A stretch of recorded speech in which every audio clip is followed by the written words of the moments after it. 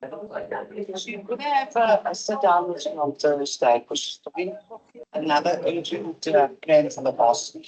But she needs you to just think and advise us so that you know.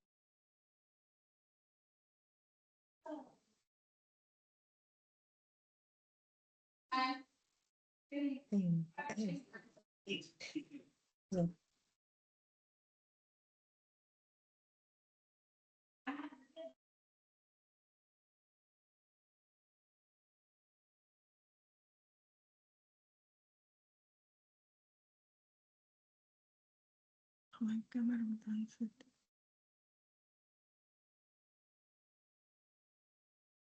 Eso con el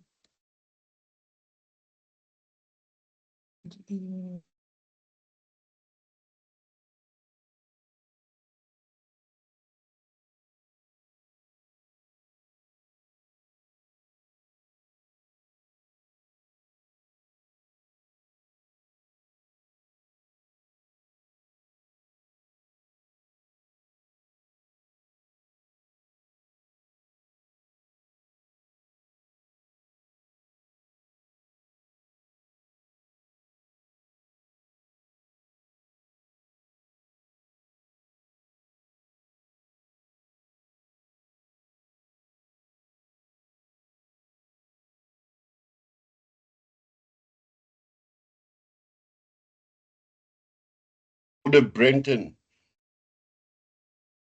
Sorry, so I say, sure and sure yung Meris ni. Nada ka ni Meris, ano,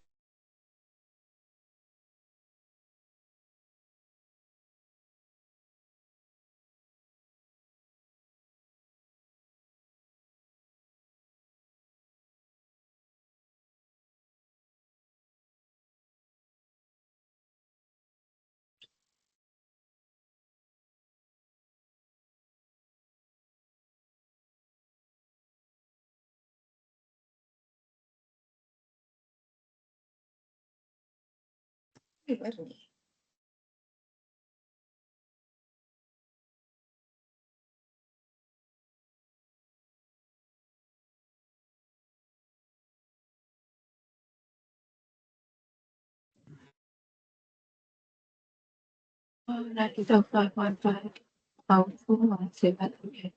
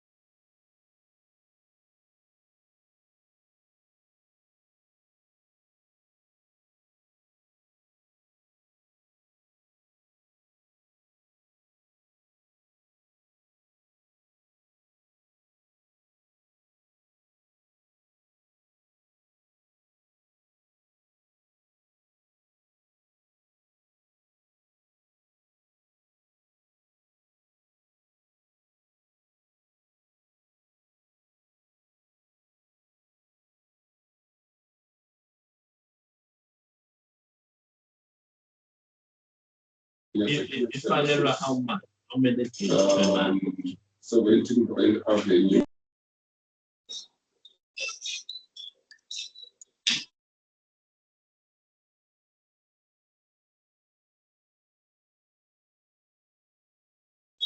Hello, hello, hello. Testing, testing.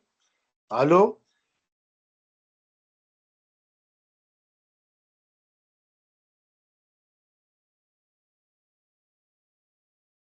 Hello, hello, hello. Testing, testing. Hello. Hello.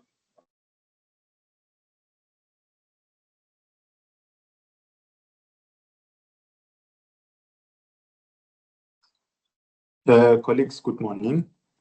My name is Madlam Tembu at Sasita.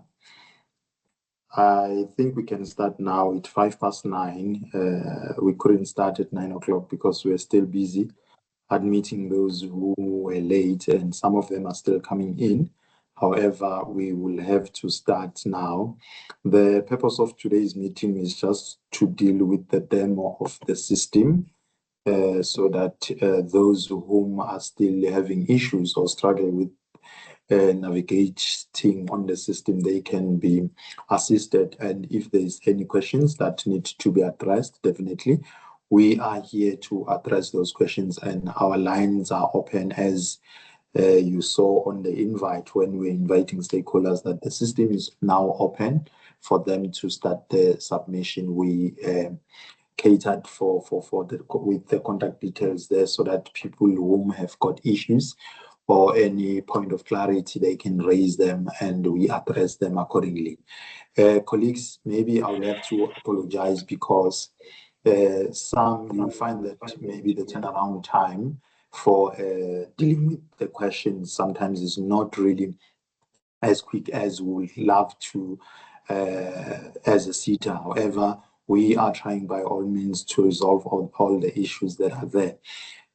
I see there are two hands from Nikki and HR department. I'm not sure whether those hands were from the fact that one member was testing his sound on his side. If there is anything, maybe, oh, I see Nikki has lower her hand, but HR department is still, his or her hand is still up.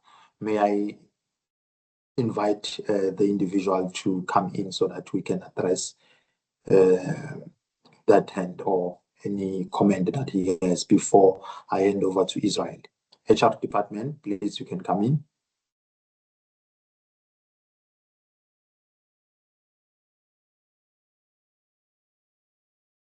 Oh, okay. No, the hand has been lowered. Israel, I will hand over to you. Then, yeah, you'll take us through the system. Thank you very much. Good morning. Good morning, everybody. Thank you, Mr. Mtembu. My name is Israel Sequela from Vision Wave. With me, I'm joined by my colleague, Calvin Mbe. So we are the consultant from the Vision Wave. So we are basically the service provider who developed the system. So I'll be taking you through the system. Apologies. Last week, after last week's session, there was just a little bit of confusion because most of the calls that we got, I saw that people that already registered, they were trying to register. Apologies for the confusion. So basically, I'll start the same way as I started last week. So with regards to registration, I believe that in this session, there's two parties.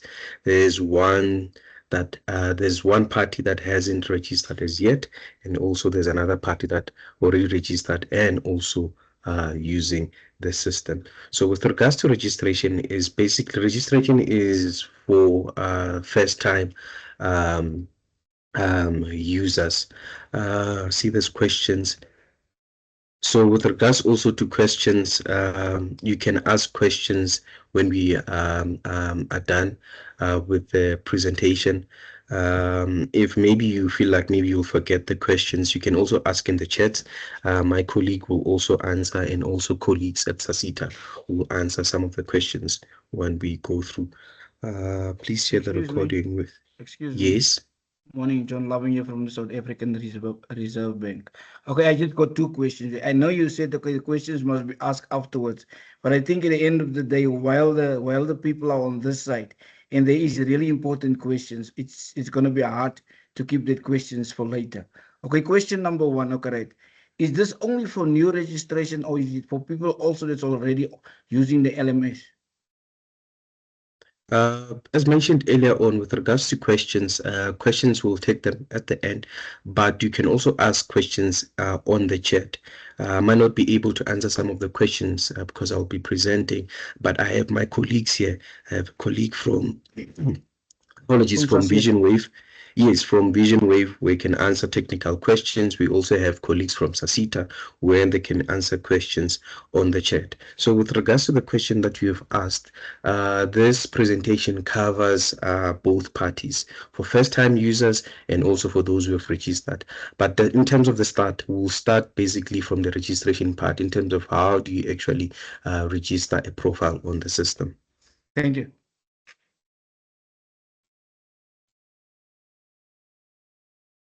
Okay, I'll take one more hand before we proceed. If you have a question, can you please type it on the chat so that we can proceed with the presentations.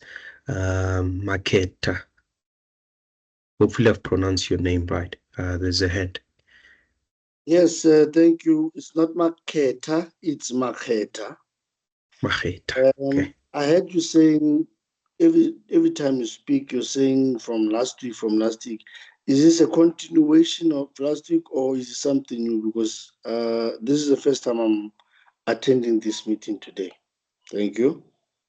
It wasn't last. Apologies, I said last week. I think it was 2 weeks, if not 3 weeks ago. There was a session. So the session that we had is similar to the one that we'll be having today. We'll be basically taking you through the system. If you're the first time, we'll show you in terms of how do you actually register, how do you navigate on the system. If you've already registered on the system, we'll be basically trying to guide you in terms of how do you actually submit your WSPs. No, thank you so much. Thank you. It's Marketa from Maputo Security. Thanks a lot. Okay, no, thank you. If you have a question, like I said, please type it on the chat. The team will respond. If they're not able to respond when we're done with the presentation, we can take questions on the chat. So I hope everybody can see my screen. So basically, I'll also share this link on the chat, but the link is also available on the SASITA website. So this is the stakeholder portal where the stakeholders will be basically communicating with SASITA. Instead of email, you can just go on the portal and, and communicate with SASITA in terms of you having to submit your WSPs, updating your profile, and so on and so forth. So as you can see, I've also shared the link on the chat. When you click on the link, it will take you through the homepage where you basically have the vision, the mission, and also the mandate of the seat. So if you're a first time, if you're already registered on the system, you can just basically click on sign in. Just quickly log out here. You can click on sign in. It will take you to this page where you input your username and password. Just in case that you forgot your password, you can click on forgot password here. We'll also demonstrate how the forgot password functionality works. And if you're a first-time user, then you can just basically click on register. When you click on register, this form will pop up. So we basically ask for minimal information for your name, surname, email address, and also the registration type. I'll just basically input my information here. One of the reasons why when I click here, it pops up, it's because I've registered before on this website. Even if I didn't register before, if it happens that the same browser that you're using, maybe you once registered, maybe on a banking app, social media page, or whatever profile that you once created, when you click on the name, it will suggest the name that you've registered before. So this is not system related, but it's the browser basically that you are using. So with regards to the registration type, it is important that you select the correct registration type because we've got 4 different parties that comes on the portal. We've got DG stakeholders, we've got skills development facilitators, skills development providers, training and development practitioner. So it is very important for you to select the correct role. If it happens that you have multiple role, then you can contact us, then we can assign you additional role. But for this demonstration purposes, since we are demonstrating SDF functionalities, we'll select skills development facilitator. Once we have selected the skills development facilitators, on your bottom left, there will be just a description that tells you in terms of what is skills development facilitators does on the stakeholder portal. As you can see, it says that they are responsible for planning, implementing, and reporting of training in an organization. So the responsibilities include submitting the double SP, which is your workplace skills planning, and also submitting the annual training report, which is your ATR. So after having to select your registration type, you will need to select your identification type. These are the ones that we have. We have South African ID, passport number, refugee ID. In this case, we'll select South African ID. And then I'll just basically use my ID. And then here we have a captcha. I'll just basically input captcha. This is just to verify if indeed you're a human. Then after clicking on submit, a message will pop up that says that an email has been sent to your email address. We'll just wait a couple of seconds and I'll show you the email once it pops up. There will be an email that will pop up, and that email will basically invite you to redeem an invitation code on the system.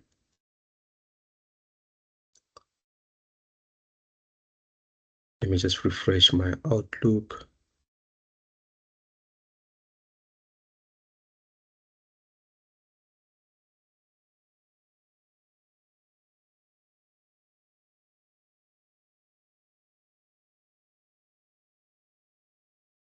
Okay, it has come through. So as you can see, this is the email. This is how it looks like. Hi, the name of the person who's registered, which is me in this case, Israel Sequela. You have been invited to the stakeholder portal. To complete your registrations, please click here below. Okay, so I've seen a couple of people, a couple of calls that have come through to say from this part, they don't know what to do. So everything is on the email. It explains itself. It just says us to complete your registration. Please click here. So basically when you click here, what I will do, I'll just copy out this because it will open up a different browser. I want to maintain the same browser that we're using. Yes. Yeah, I think we can see your screen. It's a bit blurry. Not sure if it's the internet connection or what, but it's not clearly visible. Yes, I also can care. I can't see nothing. Okay, just give me a second.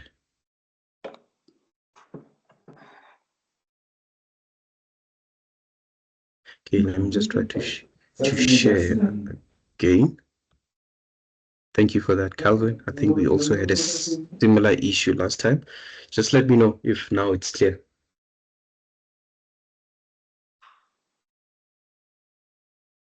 Still the same.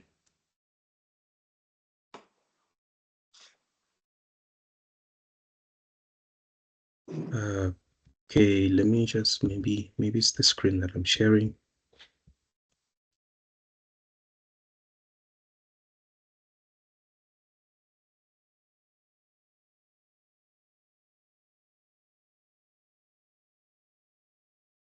Okay, let me just share again.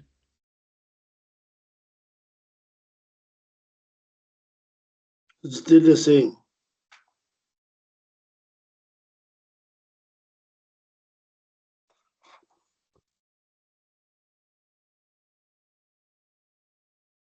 Okay, still blurry even now.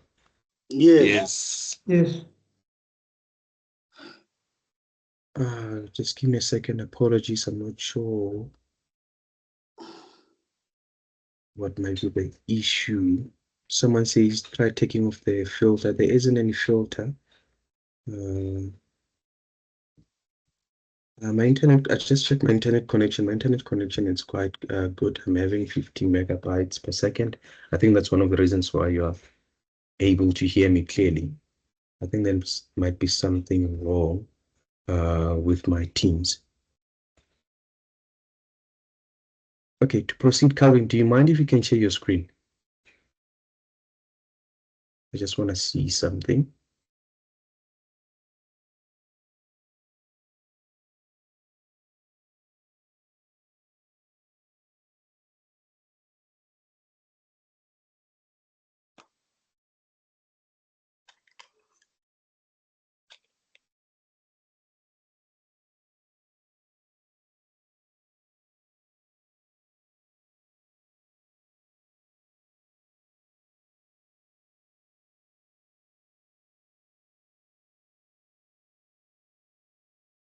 Okay, it's clear on your side.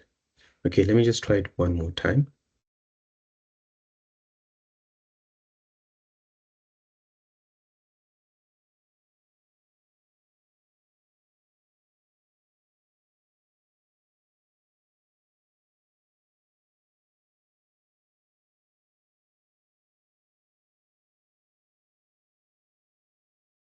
Okay, I'll just click on share.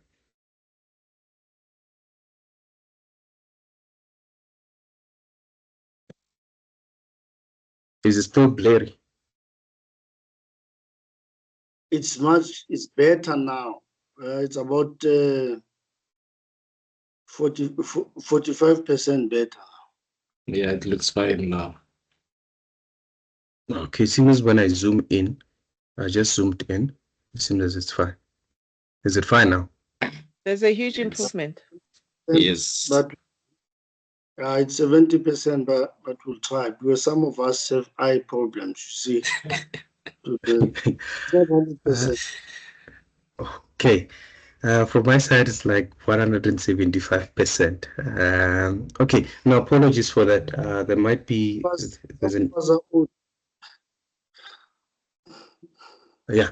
I think we can continue. So with the email, apologies again, with the email that came in, basically it tells you in terms of what is it that you need to do. When you click on the link, you basically land on the screen that you see here. Then you will click on register. So when you click on register, it will show you as well your redeeming code, and what the system will do will basically show you your username and also your email address. So basically it's the same. Then here I'll create a password. So with the password, it needs to be strong. I think this one is just basics for all of the portals or all of the website that you have to log in. So basically it will need to have at least one capital letter, one character, and one digit, and it has to be a minimum of 8 characters. Let's say for an example, I just do a password here without including a capital letter. Just do this here, 5.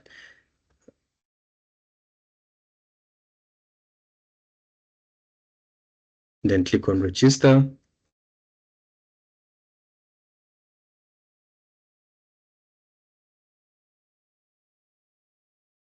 Okay, it did allow me to register. So my password was just basically simple. I'll just click on update here to update the browser.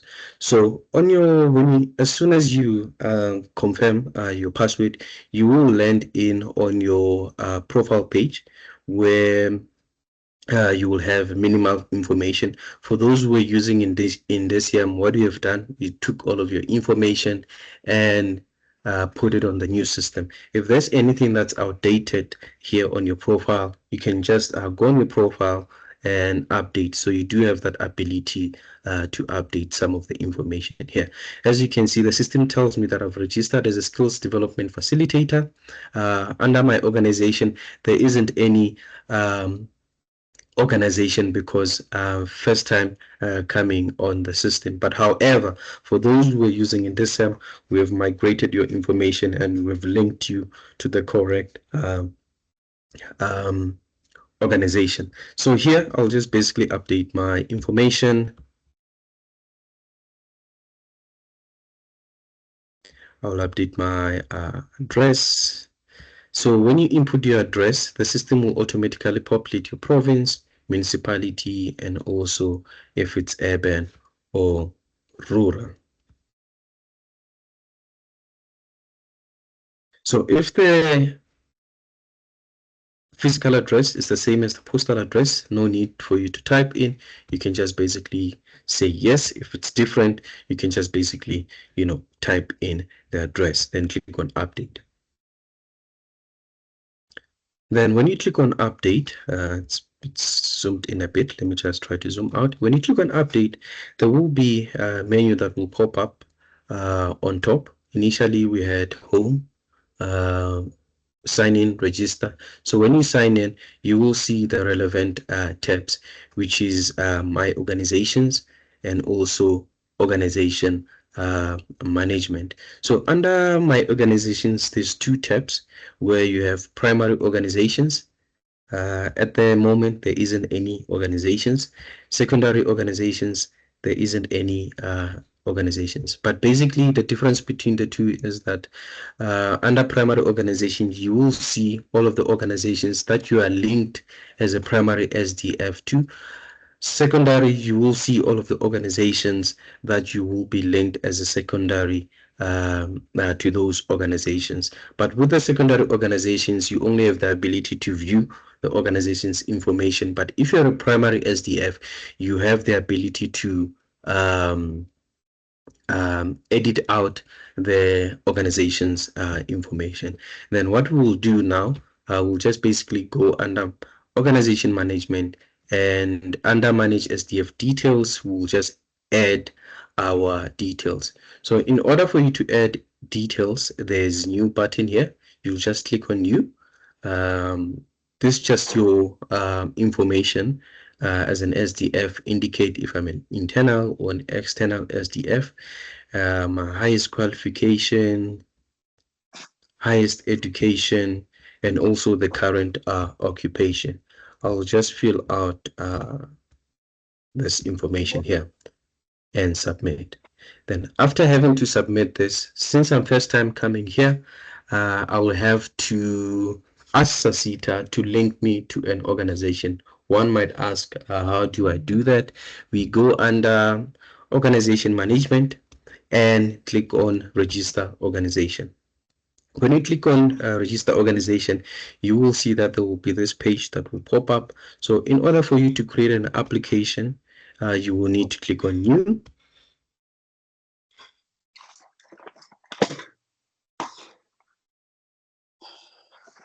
So when you click on new, it's a two-step where the first step you will search for the organization, and the last step will be you having to upload the letter of appointment. So what we will do now, we'll search my organization using an SDL number, and I'll click on search. When I click on search, the system does tell me that the employer is valid, and the organization is this one, which is VisionWave. Then I'll select here my application if I'm applying as a primary or secondary. So for this one, I'll apply as a primary, then I will click on next. So the second step wants you to submit the application with the letter of appointment. So I will need to attach that letter of appointment. So in order for me to attach, I'll just click on add file, click on choose file, then locate the document on my local machine. I'll upload this letter of appointment, click on add file.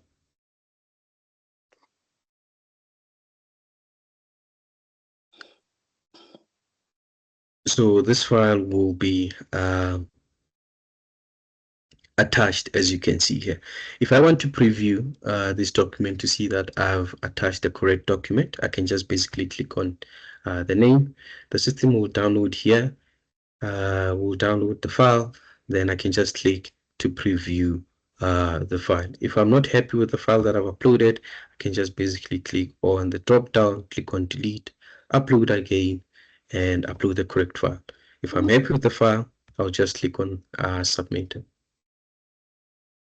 Once I've clicked on submit, it means that I've submitted this application successfully. Then Sasita will receive your application and they will process it. What I will do now, I'll process the application now so that we can proceed.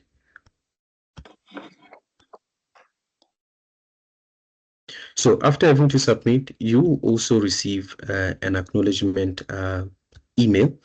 As you can see here on my screen, I'm not sure if we are able to see if it's blurry, but it just says, "Dear Israel Sequela, we are writing to inform that your application has been submitted successfully." It also has your reference number. So the reference number is the one that you can use to query the application.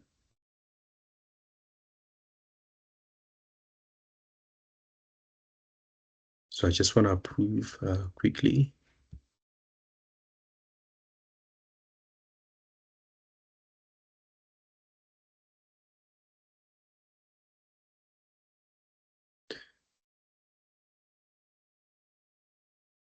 Okay, I've approved the application on the system.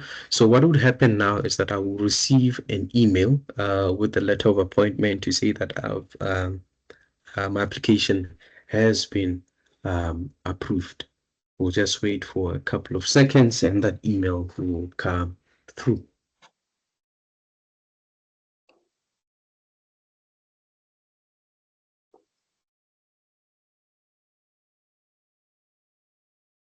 Okay, it has come through. You can see that all of the emails comes from Sasita IMS. So, dear Israel, please see attached. If I click on the document, you will see that this is the letter, confirmation letter of registration. So if I can read this, it just says, this letter serves as a confirmation that Israel Sequela with my ID is registered with Sasita as a skills development facilitator for Vision Wave. It is also include the SDL number. If you have any queries, then the relevant details will be on the screen here under your inquiries. You'll have an email address and also a telephone number. One of the reasons why the telephone number is blank here is because we are using our test account. Then I'll quickly close this, minimize this. Then if I can go under my primary organization, now I'll be able to see that organization that I have been linked to. So as you can see here, the name is Vision Wave. The email information shows that it's Vision Wave. This is my email address, the SDL number, and also the number of employees on for the organization. Then in order for me to open up this record to see the information, there's two ways that I can do it.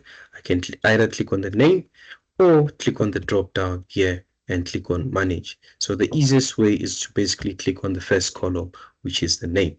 So here it's a 5-step process where you will need to check the information if it needs to be updated. If it's the same, you can leave it as it is. But if there's additional information that you would like to update about the organization, these are the steps that you basically follow from step 1 till step 5. So step 1 is basically the information that comes from DHET. The information above you won't be able to edit, but however you can add a contact person. Excuse me, it's blurry again. If you can try maybe Zoom. Thanks. Okay, no, thank you. So the first step, it's information, tiered information, where on top you won't be able to edit out the information because the information basically comes from the DHEAD. However, if the company or the organization has multiple contact person, you are able to add those multiple contact person. If you find out that, for an example, Edward Mulepo is no longer part of the organization, you are able to remove that individual. In order for you to remove that individual, you can just click on the drop down, click on view details. Oh, this one is for viewing. Apologies. It's for viewing. If you want to view and update the information, you should be able to view the information. So if, for an example, Edward is still in the organization, and if they've changed their position here, designation, you can update. If also they've changed their phone number, you can also update. I'll just say executive. Yes, the phone number, I'll use mine, 08.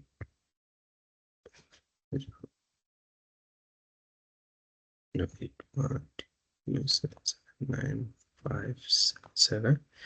Then you can just basically click on submit, and then we have the latest details. If I want to add in a new contact, I can just click on new, and this form on the screen will pop up where I'll select my information.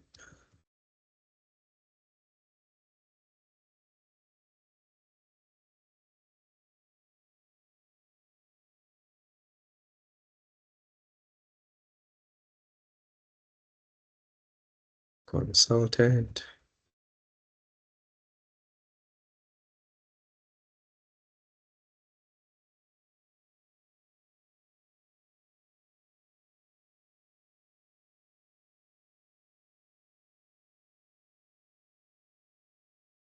Then when I'm done with my information, I can just click on submit, and then you will see that Sibusiso is added on the list. If these are the only individuals that they can be contacted besides you, if you're happy with the information, you can basically click on next. So the second part is organization details, which is the second step. Under organization details, we have the details of the company, which is their phone number, email address of the organization, trading name, website, and the address of the organization.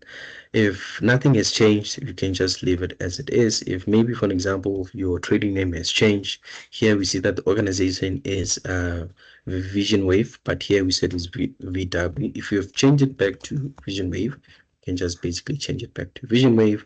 Website, if it has changed, we can just basically change the website here. Just quickly change vwave.co.za.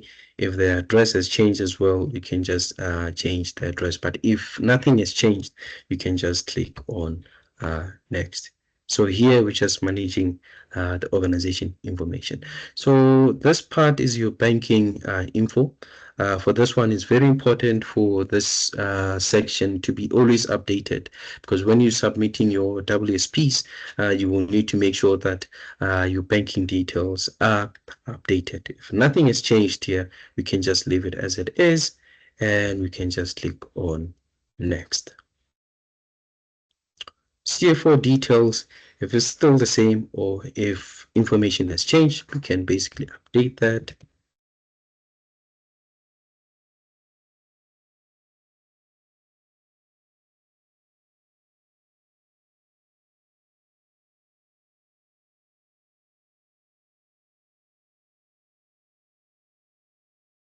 Or leave the phone number and the cell number as the same. So basically that's how you update your information. So under your training committee, if you have people that need to be added under a training committee, it is the same as in step 1, where you add in your contact details. So when you want to add in your details here, you can just click on add record. The form is pretty much similar to what we had. I'll add Calvin again. But when you go to the exact name box,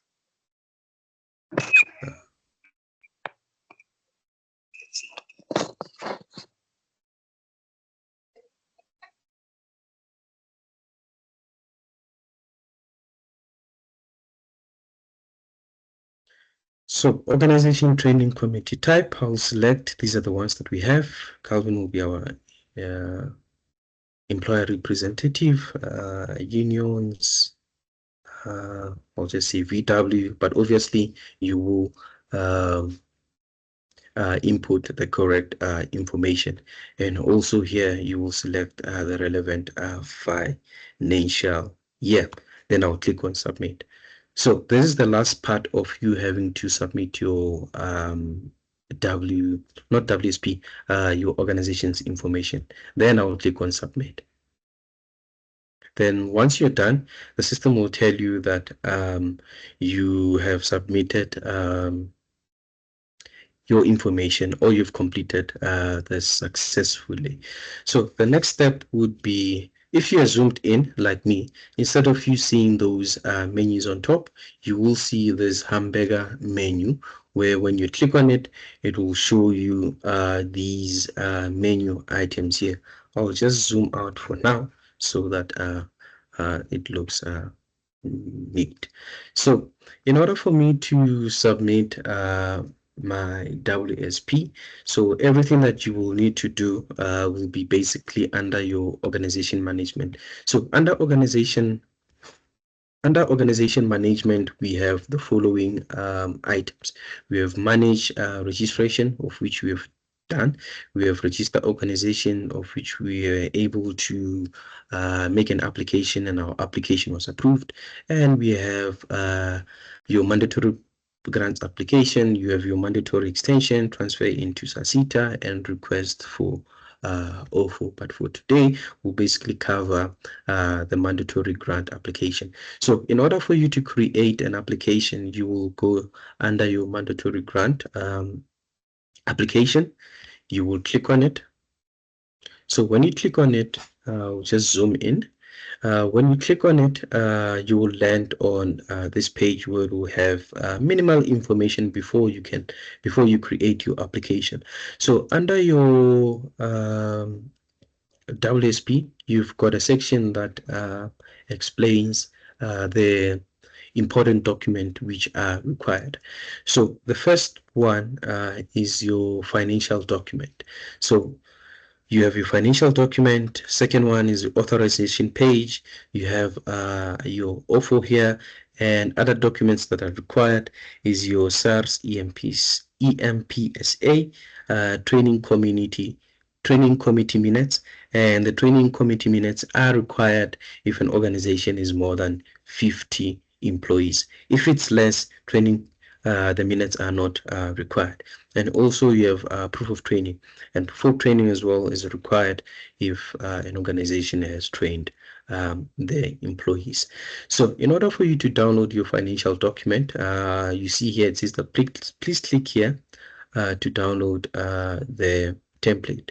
When you click here, it will download the template. So the template, just go under my downloads.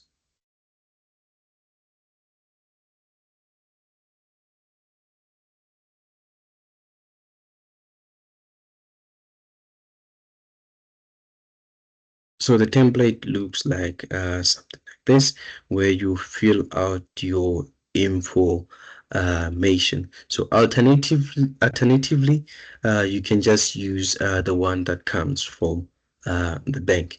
You also have your authorization page. You can just click here to download. I'll just open up this. And this is how your authorization page looks like.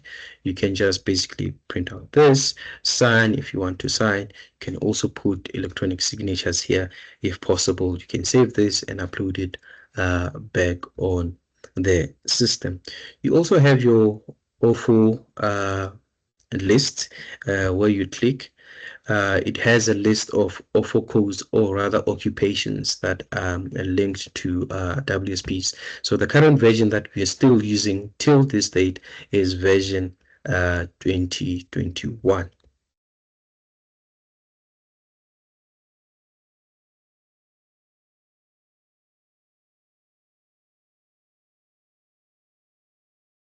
Okay, still loading at the background. Let's say, for an example, you are submitting your SP under your section C1. There's a place where you have to select your occupation.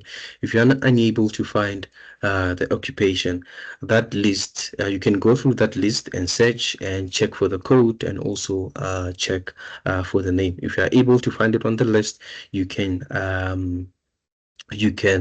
reference the number and select the correct occupation, but we'll show you that when we are on that section. So like I said, other documents are listed on the screen. So here you've got two sections where the first section shows you applications that are created and applications that are on query. So applications that are created are applications that are not yet submitted. You have started the application, but for some reason you are not able to finish that application. So if you're not able to finish that application, your application will be sitting under the created stage. It also means that if your application is on the created state, SASITA will not be able to see your application. So the team is only able to see applications that have been submitted. So on this bottom section, you've got another section that shows you your submitted WSPs, approved WSPs, and WSPs that have been declined. So if you want to switch between these three statuses of your application, you've got a section here. As you can see, the default says it's submitted. When you click on the drop down, this is how you basically switch. If you want to see your approved, you will see your approved here. If you want to see your declined, you will be able to see your declined mandatory grant. So for now, since you're first time, we we do not have any applications that we have submitted that are linked to us, but however, the organization that we have asked to be linked to has already submitted a WSP under a different SDF, which means that we will be submitting our WSP including our ATR. So in order for us to create a new application, there is a button here that says new. We'll click on new, and the system will automatically populate your financial year, which is your submission window. So under your employer, here there will be a list of employers that you are linked to. There are SDFs that are linked to multiple organizations. So if you are linked to multiple organizations as a primary, you will be able to see that list here. So in this case, it's me, Israel. I'm linked to only one organization. I'll have one organization, then I'll have to select this organization. And I've selected my organization. I will click on submit. After I've clicked on the submit, you will see that there will be a line, which means that an application has been created. If I want to start to edit out my application, I will need to click on the first column, like I said earlier on, or you can click on the drop down and click on edit. So this button here, as you can see, the blue button is for you to download your the current WSP. Then at the moment, if I download, there won't be any information. Then we also have another section under your documents where when you are done with the capturing of your information, you can just basically download, because there are some organizations that are required to submit that file. Then with that said, I'll click on the submission window.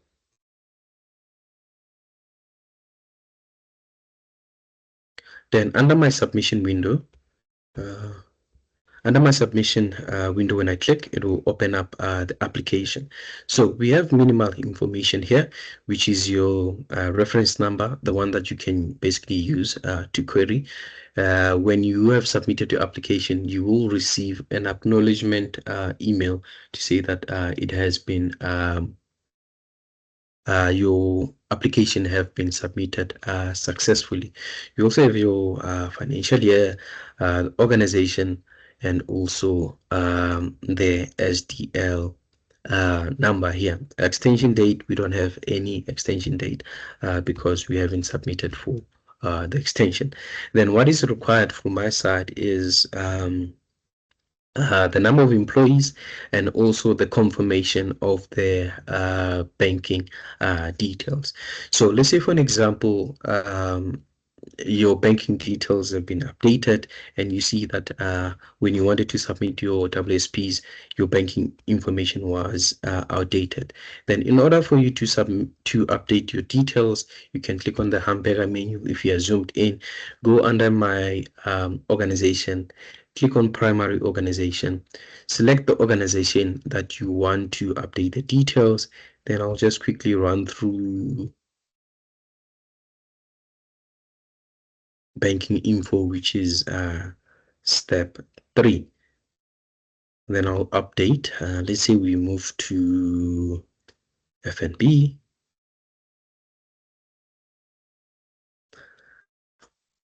$2005. The branch is in Sandton. Yeah, we're still using check account. Would be maybe our executive. Just Then account number will also change, C09. Then you will click on next. So you don't have to go through all the way to step 5 to submit your information. So basically, when you click on next, it saves the information that you've captured on that section. Then we can go back to our mandatory grant, where it's under organization management, mandatory grant application. I'll open up my application here.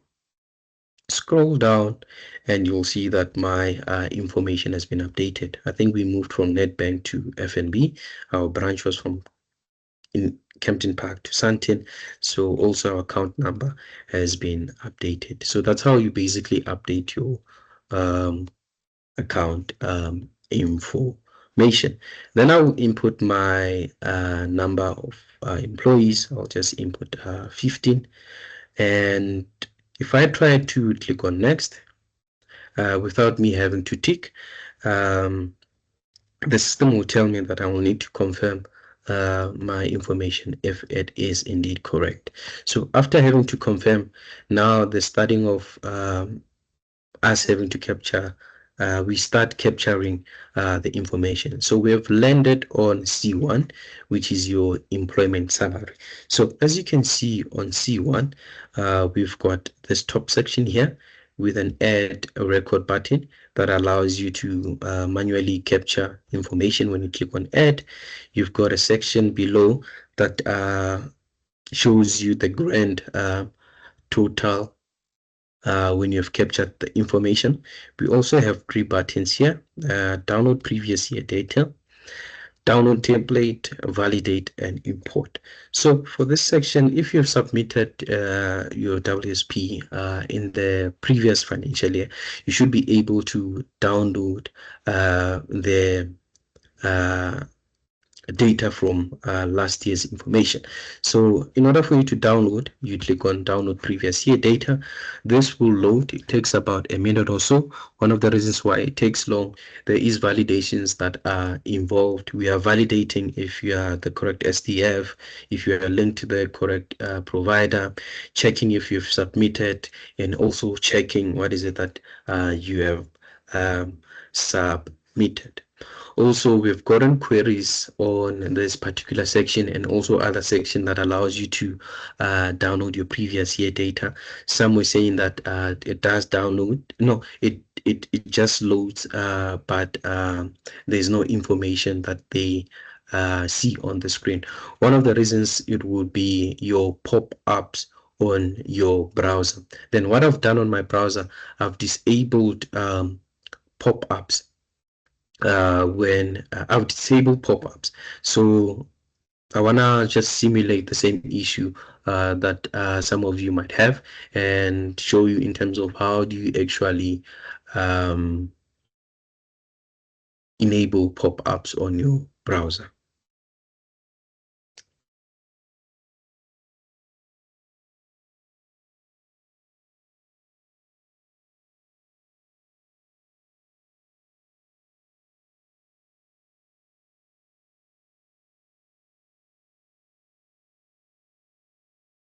Okay, you see that nothing has happened. It's just, yeah, it seems as it has stopped. So if you look on your browser, on your link, right? And nice thing about this feature is that if, let's say, for example, such thing happened, there is an email that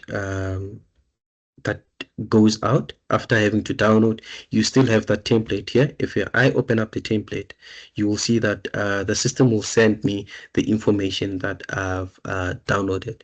So I'll just minimize this. So in order for you to enable pop-ups on your browser, on the link here on top, on my right, there is this icon here. You see, if I hover on the icon, it says pop-ups were blocked on this page. So I will need to enable the pop-ups by having to click this. When I click, you will see that it gives me an option where it says that always allow or continue blocking.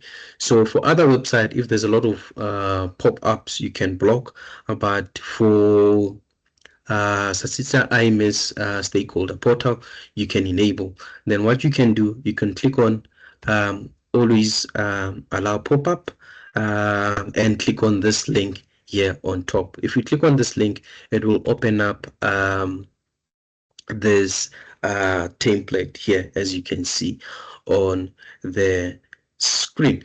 So what I will do, I'll just basically download this, or I can go to my email and download. So in order for you to download this information, you will click on File, Create a copy, and click on Download Copy. It will download on your local machine, and you will import the file.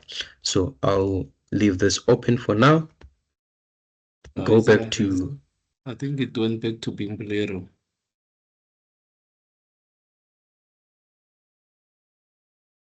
is it still blurry now? Yeah. Okay, just apologies. Let me just reshare.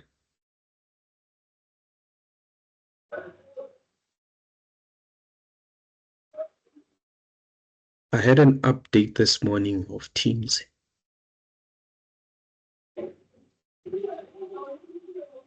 Looks fine now. Okay, no, thanks, Calvin. I don't know. I had an update this morning of Teams. I had to update my Teams. Might be an issue. So I've downloaded my template. You will see that when we go to the next section, when I click on download, it will automatically pop up the file that I need to download. So if my information is still the same, what I will do, I will click on choose file, go under downloads. It should be employment summary. I'll click on the template and click on validate and import. It has validated and it tells you that an email has been sent to you. If I click on OK, it will refresh and it will show me the information here that was on the spreadsheet. If there's information, maybe for an example, that has changed, you do have the ability to change that record, as you can see on the screen. But the information, if it's still the same, you can just leave it as it is. And then I'll quickly go to my mailbox, and there will be a status report. There will be a file that will be sent to you. If I open up that file, it will basically tell you the records that it has imported. As you can see, the first file here, it says it's success. There is no error. The second file is success. There is no error. The third file as well is success, no error. If there is an error, it will tell you here. It's either maybe the number of organization has exceeded, or you have an invalid maybe information. This file will basically let you know that which line was not imported on the system. So once you're done with the information or with this particular section, you can just basically click on next. And then you'll be under your C2, which is your employee provincial breakdown. So on this section, you don't need to do anything. It just basically gives you a breakdown of what you have captured under C1. I'll just basically click next. So when I click on next, I land on D1, which is scarce skills. So under your scarce skills, if there's any scarce skills that the organization has recognized, they will be able to add that skill or skills on the application. So in order for you to add a new record, you can just click on add record. This section will pop up here where it will ask you if you do have a scarce skills. If you don't have a scarce skills, you can select no and click on a reason. But if you do have, you can click on yes and add the information. Then what I will do, I will click on the search icon. So the OFO list that we were talking about, the OFO version 2021 that we're using, these are the list of OFOs that are currently on the system.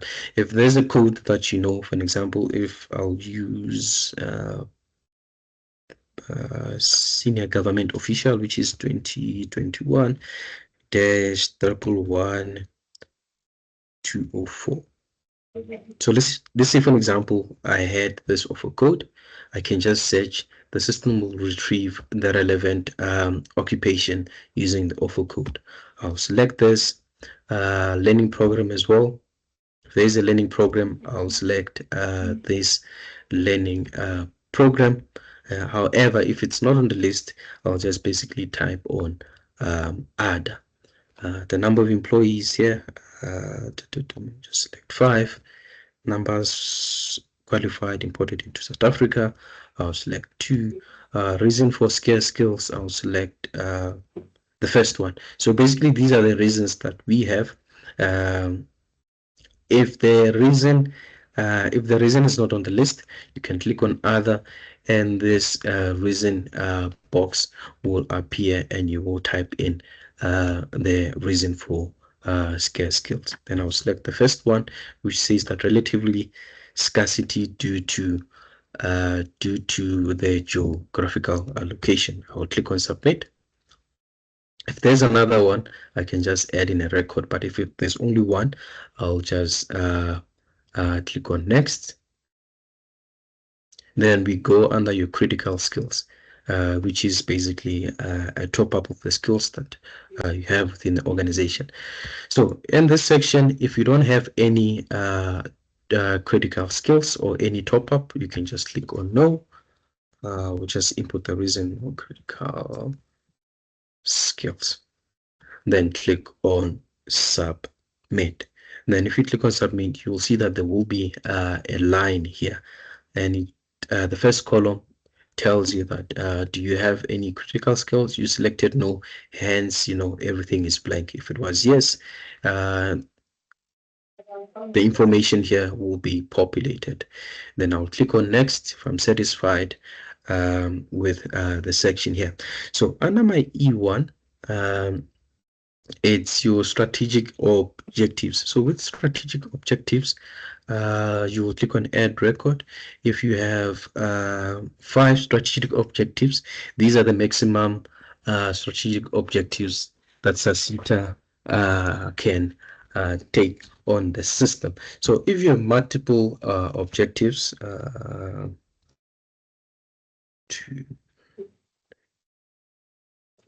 I'll just input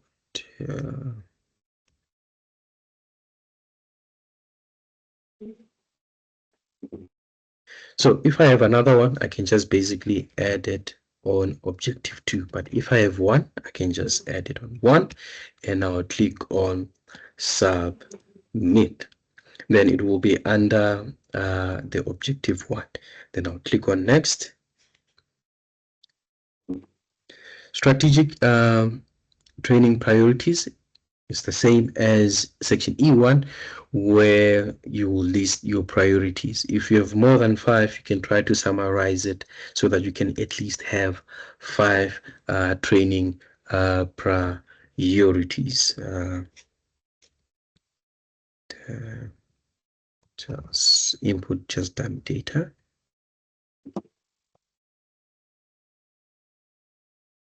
Then I'll click on submit. Then when I'm done with the section, I'll click on next. Then we land on E3, which is your planned beneficiaries of training. So under this section is similar to E1, but with this section, what you can do, you can choose to add in a new record, or you can download a template and import it back on the system. So if you want to download a template, you can just click on download template. You see now, instead of system not doing anything, it now pops up another tab where the system wants me to download the template. You have the download option here on top. So with the template, you've got the download file where when you click on it, it downloads the template on your local machine, or you can just click on file, create a copy, download a copy. Then what will happen is that when you've downloaded this, it will allow you to edit out the information. So I already have one that I have information. Let me see if I can open up this. So I already have one template that I've prepared that I have information. So with regards to the template, right, there are do's and don'ts. So the don'ts is basically don't remove the columns on the template, don't move the order of the columns on the templates. The only thing that you can do, or the thing that you are allowed, is you can capture information and you can resize if you want to resize the column. These are the do's that you can do. So as you can see, it might be a little bit blurry because it's zoomed out. Let me just see if I can zoom in. So under your occupation, right, you'll see that there are sections where the system will allow you to type, we'll go through them, and there are sections where the system will allow you to select. And you will need to make sure that sections that allow you to select, such as your occupation, your municipalities, you select them from the template. If you input any information or any data that's not in the system will basically tell you through an email that your records were not imported successfully, and it will tell you the reason why. So in order for you to select information, you will just click on the column and you will see that there will be a drop down. Where there's a drop down, you will click on the drop down and you will select the relevant occupation or relevant data for that column. Here I've selected Palabora unemployment as a socio-economic status. I've also selected if it's a skills program. These are your learning type. If I clicked on the drop down, these are the learning types that I have. Then if it's not here, you can basically type. So for sections or columns that don't have that drop down, it means that the system allows you to type out the information. So at the end here, we have your breakdown where you can just basically do the breakdown of your information that you have captured. Once you're happy with this, you can save your information. After having to save your information, you can just choose a file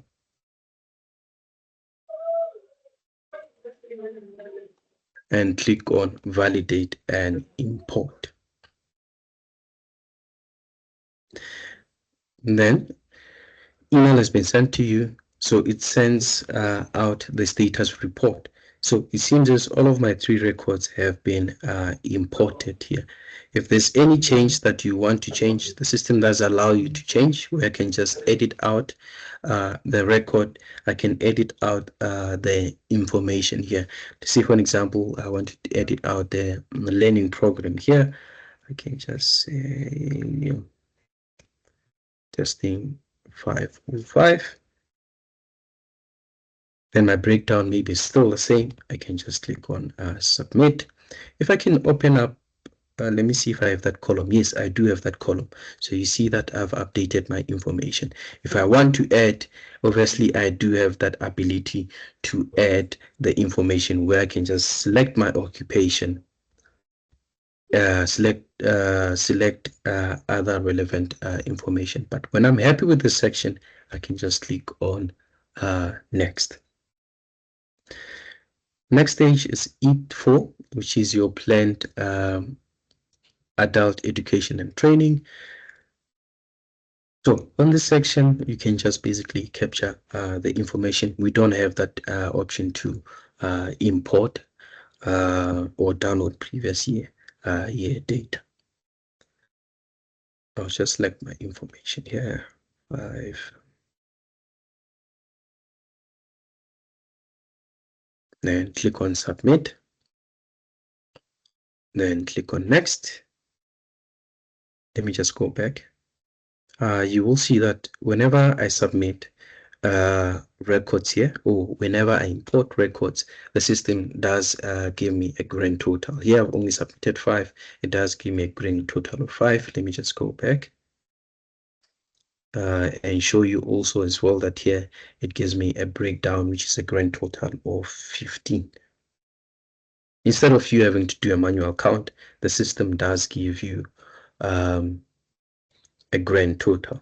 So we are on F, which is your planned beneficiaries of pivotal training, where here you have an option to download a template or add record manually. If I click on download template, now that we have enabled the pop-ups, it will pop up. Then I can just click on download, and the template will be downloaded on my machine. If I can just open up here, I have one that I've already prepared for downloading. Then you can see that I've already captured my information here. Like I said, the do's and don'ts: don't delete columns, don't rename the columns. You can only just resize and capture your information. So once I'm happy with the information that I've captured, then I can just basically click on the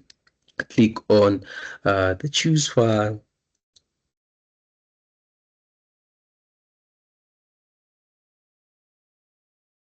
and validate and import.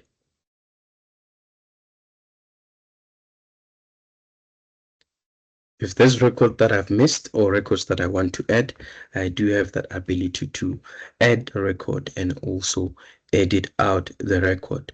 Also, again, when you do an import, there is a status report that gets sent to you. I'll click on next. So Sorry, Katie, the one doesn't have draft on it. I'm not sure if that was a question or a comment.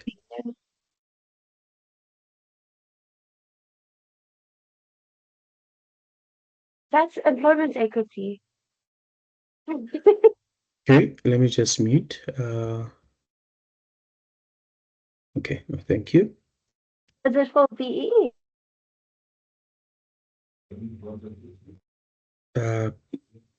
Calvin, do you mind if you can assist by muting No, people? brother. I'm unable to see them on the lists. No problem. Okay, thank you.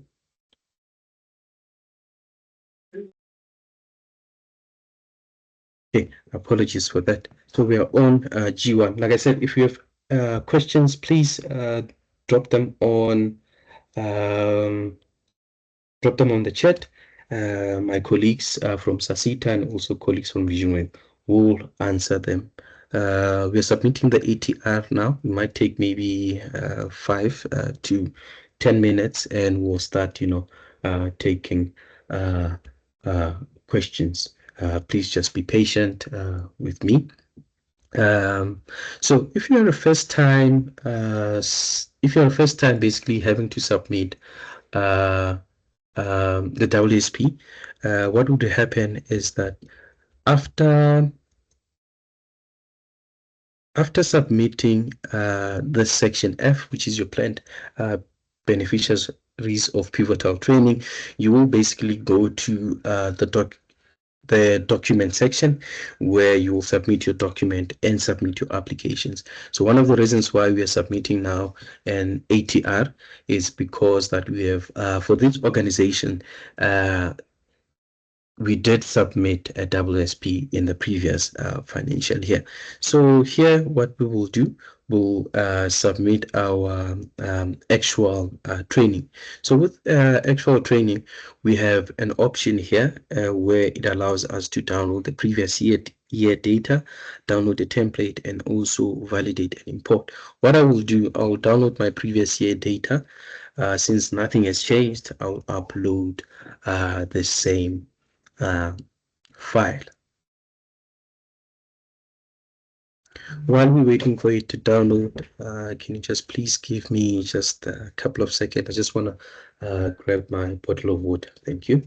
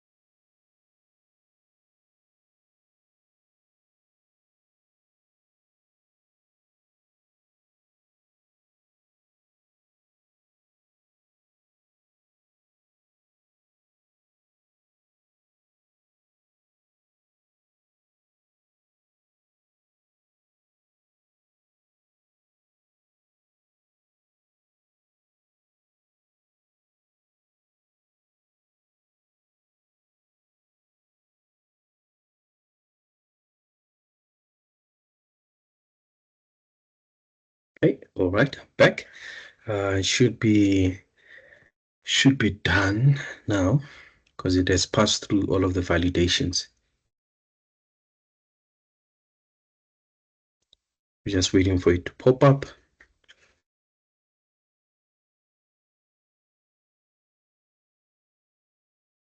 Okay, you see now that the screen does pop up and it pops up the information, as you can see on my screen here.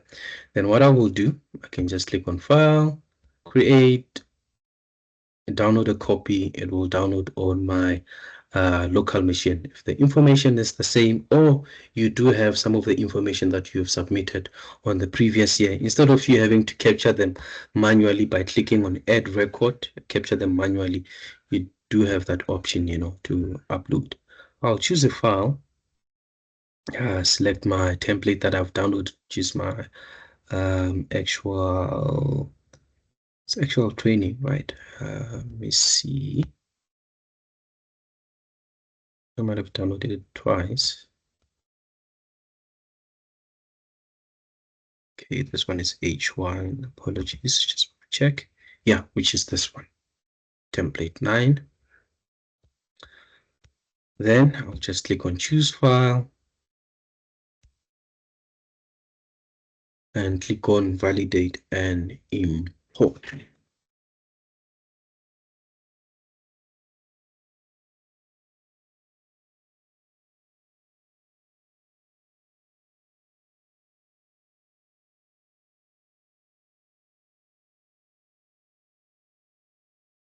Okay, an email has been sent to you.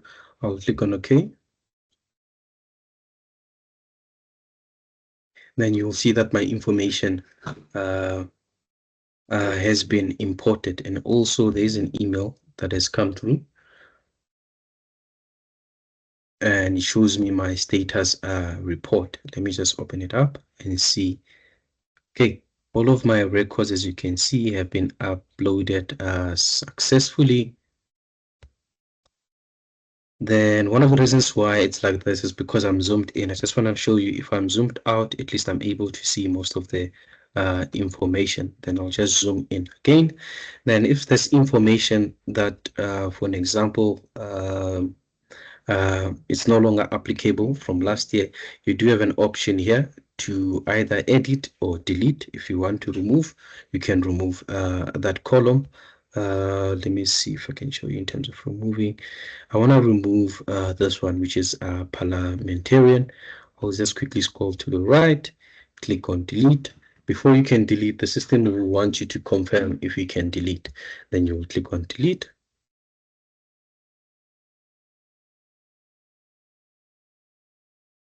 And then it will remove that particular line. Then if I'm happy with my information here, because I have my grand total is 22, then I can just click on next. Then from G1, we go to G2, which is our AET, Adult Education and Training, the ones that have been completed. I'll submit my, I think here with 5. The 5 that we submitted from the previous financial year, they've completed. Then my grand total has been updated. I'll click on next. Then we go under G3, which is your expenditure of training. So under your expenditure of training, I will click on add record. Then the system will load. Then it will require me to add in the cost. In this case, it's the cost from G1. We have added attendance. The cost would be, just use 5,000 for an example, and the amount was 10,000. So your source would be Sasita, and from the project that it's coming from, it's GSO. Then I will submit my my information. Then also you can see that below it gives me the grand total of the amount. Obviously, if you have another record that you want to add in, you will click on add record and add in the relevant information. If the source is different, you can type in the source and also the project from where it comes from. And then I'll click on next when I'm done with this information. And then we have your G4, which is impact assessment. When I click on add record, this form will load, and I'll just basically click ones that are relevant to the application to help the organization, business risk. Okay, just select 4. If it's not on the list, you can just type it on the other section. Then I'll click on submit. So you will see that when I click on submit, you have yes and no's, yes and no's. So basically, if I can just open up this. So when the form looks like this, if it's not ticked, it's basically a no. But if you tick or if you check, you're basically saying yes, that item that I've selected, it is applicable. So once I'm done with my section, I'll click on next, where we land under H1, which is our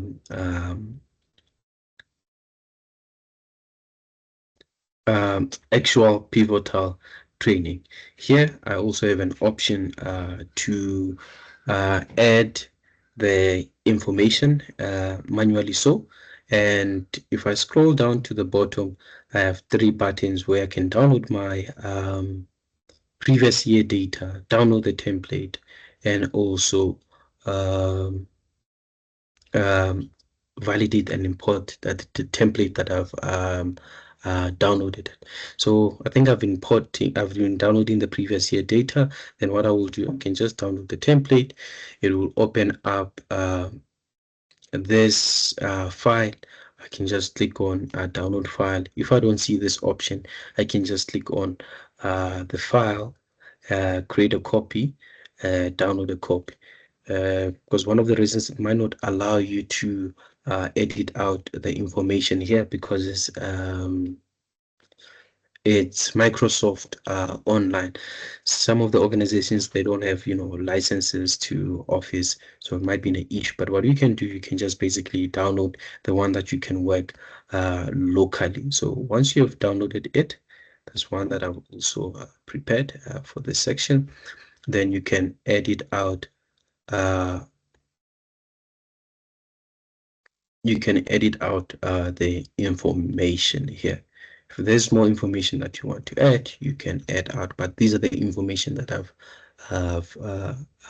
prepared for the import.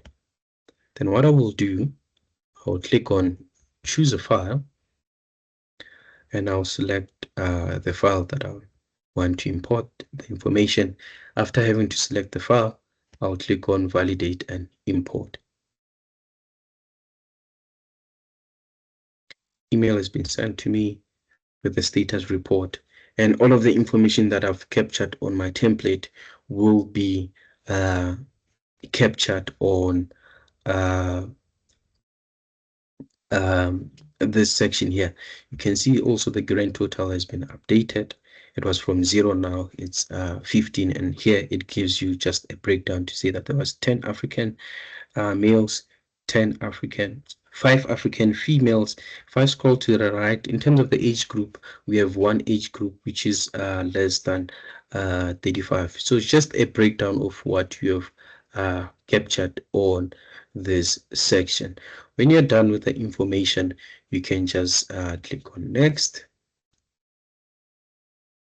And we have H2 now, which is your expenditure training budget. I will click on add record.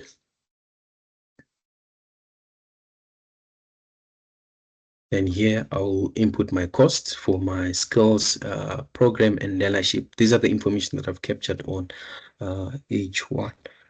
I'll just use these amounts.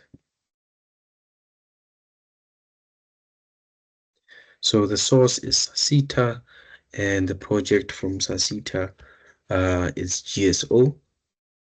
Then, as you can see here, I have a breakdown of the grand total of the amount, which is 100,000. Then I'll click on next.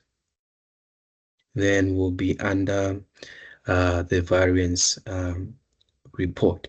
So under my variance report, you will see that I've got sections where I will need to input my reasons. So where you will need to input your reasons, there will be this variance reason drop down, as you can see. So sections that are not applicable, under your variance reason, it will be just blank, as you can see on the screen. So under my learnership, I've planned to train. I didn't plan to train any, but I ended up having to train 5, and our variance is 5. Then here I'll just import the variance reasons. I'll just see upsizing. Then under my skills program variance, I plan to I've planned to train 20, but I've actually trained 10. And I'll need to input my reason.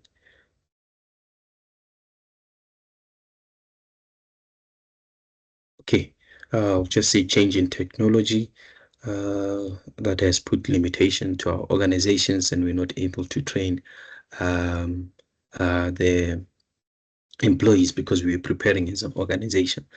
Obviously, you input a reason that's valid and related to the organizations. So under our certificate attendance, we plan to train 0, but we ended up having to train 22. And here we'll just select the reason. Let me see. It was change in company objectives. So under artisan as well, we plan to train 10, but we ended up not training. This one was maybe because of time constraint. So basically here you'll be listing out the reasons why you were not able to train, or the reasons why you were able to train, and the reasons why you're able to train more employees. Then when I'm done with this section, I'll click on next. Then I will be required to submit the documents. So under the document section, you'll see that on top there is a message that says, note that the training committee minutes is required for organization that has more than 50 employees. So below there is a button that allows you to download the information that you have captured for this WSP. I'll just click on download.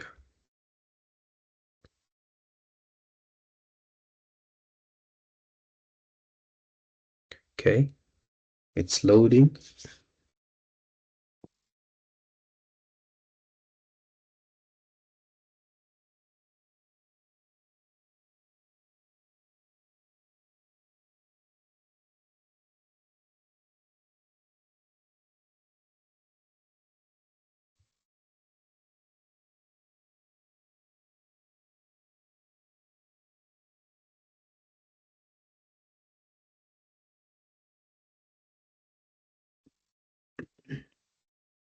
Okay, it is downloaded. So as you can see, here's the page, and these are my information that I've captured.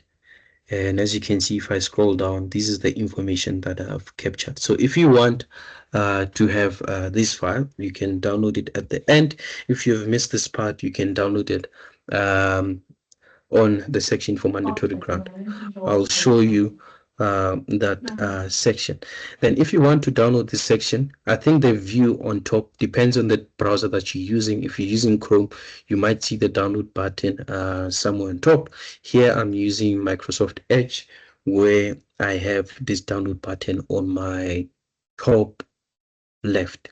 If I click on the top left, it will download, as you can see here on the screen. And then I can just go under my download section, open up. then my report will be downloaded. Then I can just keep this on my downloads, close this. Dit gaan oor daai SASITA mandatory grants. Dit is nou weer 'n nuwe stelsel met hulle het vir hulle doen die training. Let me see if I can mute. Okay, no, thanks Calvin for muting. So that's how you basically download after capturing your information. Then here, what I will do, I can just upload my information. I can either click on the name or the drop down and attach. But here I can just click on the name, click on add file, choose a file, load my authorization page.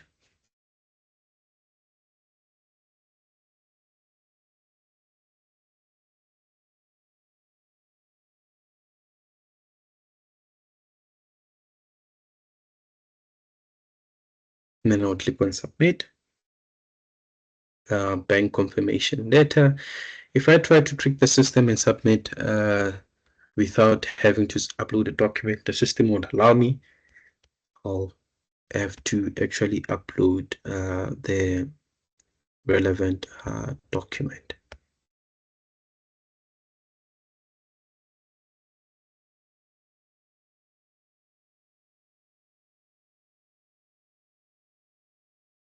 Then I'll click on submit.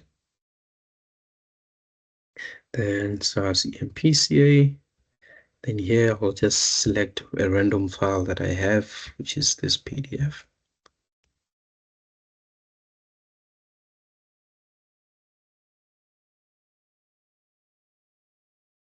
So the file that I've submitted, it's blank. And then I'll also submit my proof of training. Submit the very same document.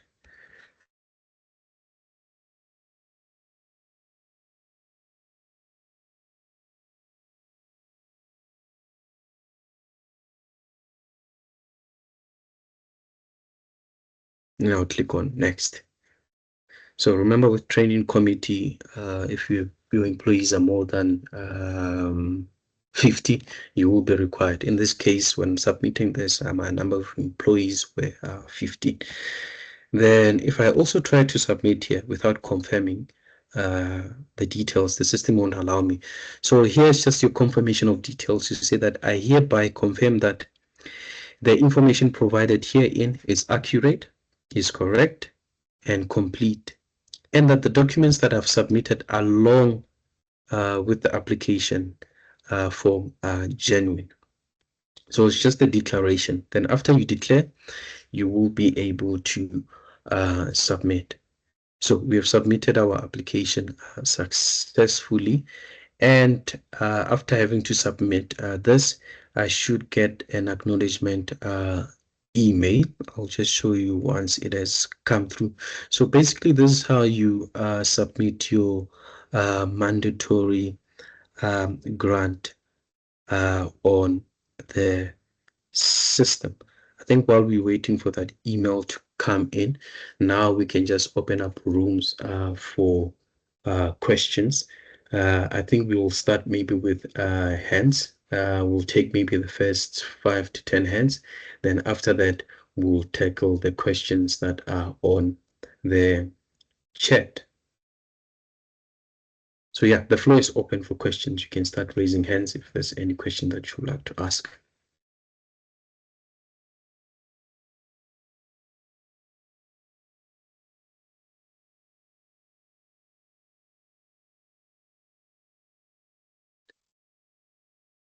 Okay, there's hands that are coming up. Okay, thank you.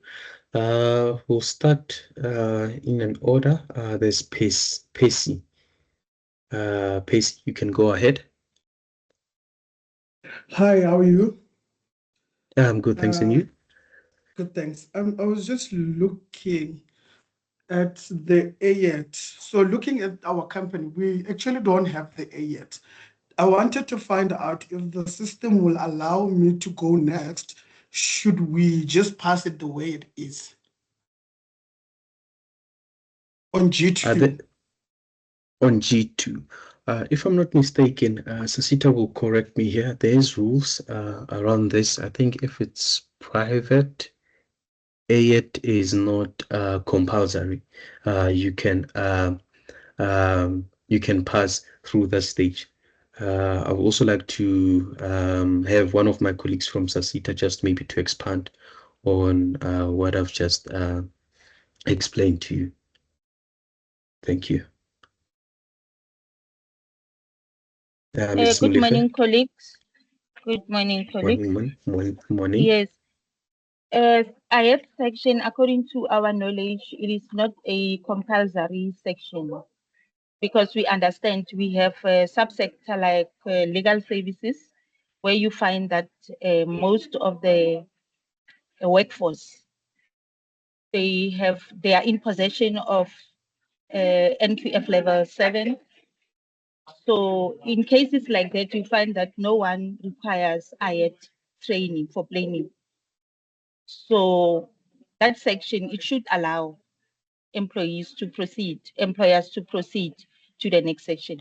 But I was surprised yesterday or Monday, we got a call from one of the SDF saying, I think it was Henny Peters, if not mistaken, where he indicated that he could not go ahead to the next section because the form requires him to input data under IET section. I'm sure you can explain why is it like that, Israel?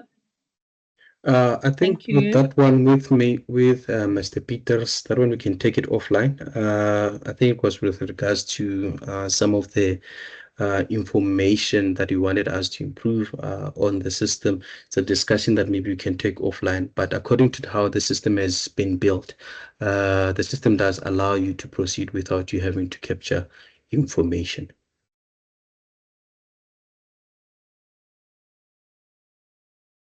Thank you. Thank you. I'm not sure if okay, we've answered you. Okay, no, thank you. There's another hand. Mila, you can go ahead.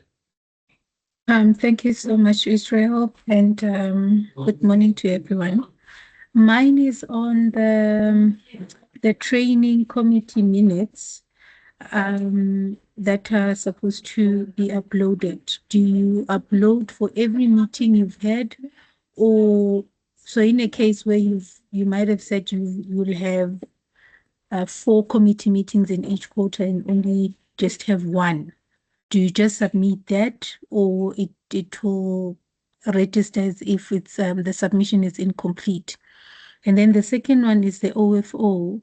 We are in SOE, and I see there's no specific SOE there under the SOE. It just says government and the other categories. So which one do we then choose when we are doing the submission? Thank you. Okay, no, thank you for the questions, Ms. Malife. You can go ahead. Yes. Thank you for your question.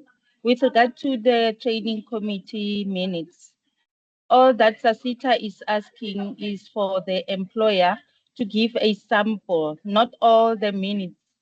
But if, for example, as we know that in most cases, the committee meets on quarterly basis, for example, instead of you uploading all the 4 sets of minutes, you can only upload 1 set of minutes with your application, just for Sasita to see that the committee is operational.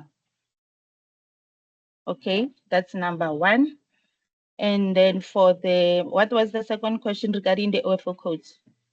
Yes, the OFO codes, for example, if you are trying to find a matching code and you can't find it on the OFO classification framework, what you do, you look at the similarities of functions. You must try to find out what are the job characteristics of these job titles. And then you go back to your OFO framework and search from that functionality where it says job descriptions. At the bottom, we have different sheets. You open the job descriptions and try to find the one that is similar to the job that you are trying to locate on the OFO classification framework. That's how we navigate the matching OFO codes on the framework. I'm not sure if I've responded to your question. Well, are you satisfied? Yes, I'm covered, ma'am. And maybe Okay. what I can ask from Israel, or whether it will be the Sasita colleagues. Yes, we've went through the program and we have requested that we send the recording, whether their recording will be sent, and if we do encounter challenges, how can we contact you so while we are submitting our WSP and ATR?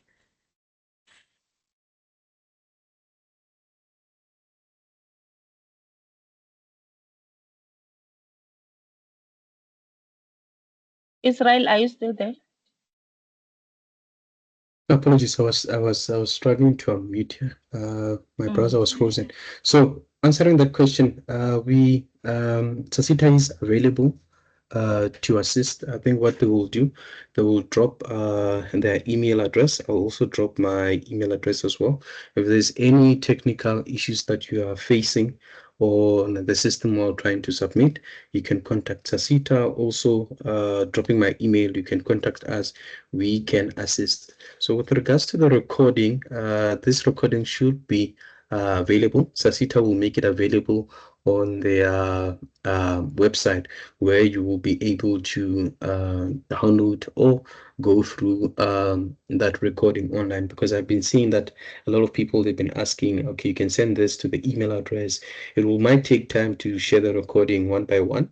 The easiest thing that Sasita will do will make it available on their website. Hopefully you're covered. Yes, thanks. I guess we'll just have to check their website. Thank you. Okay, no, thank you. Israel, can I also come in there? Yes. Yes. I also want you to emphasize on the issue of importing previous year data, to say that, because now the system, it looks different from the Indizem system, if I were to put it like that. When you import data from your previous WSP to the current WSP, you will realize that it will take you offline. It will be an Excel template. Because right now, recently, we've been receiving quite a number of calls, SDF, where they are now surprised to see that they are no longer on the online system. So I just wanted to highlight that, to say that you shouldn't be surprised when that thing happens. All you need to do, you just have to save your data on your machine so that you can begin to input information according to your requirement. If you want to edit or delete some of the employees who are no longer with the organization, then you must carry on, proceed doing that. And then once you have completed your capturing, then you can go back to the system. Israel, that's the point I wanted to make. Under employment summary, under section F1, the planned pivotal training, also under section, is it G, I think, where the import functionality is. Yes. It's on C1, F, Yes. I'm trying G1, to and limit, also. yes, I'm trying to limit the number of calls that we are getting, because most of them are, they tend to be surprised when they see that they are no longer on the online form. Okay. Thank you. Okay, no, thank you for that note. Solomon, you can go ahead.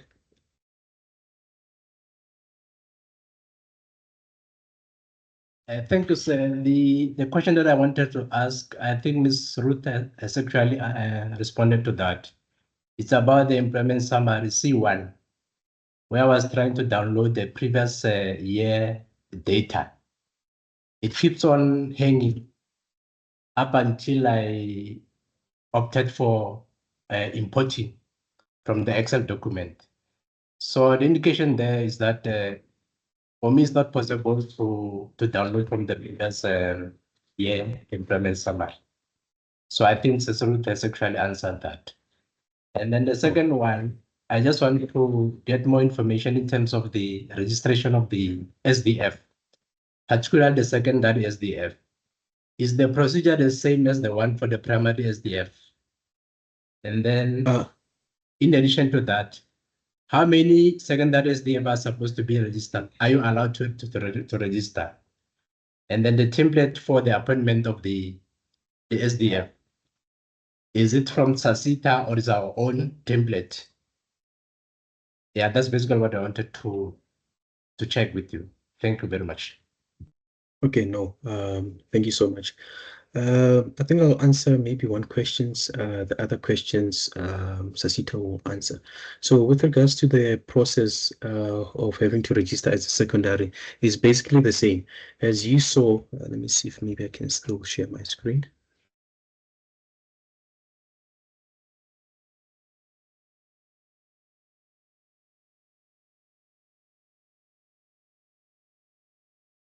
If I go under register organization, so the process is basically still the same. My application here was approved, as you can see.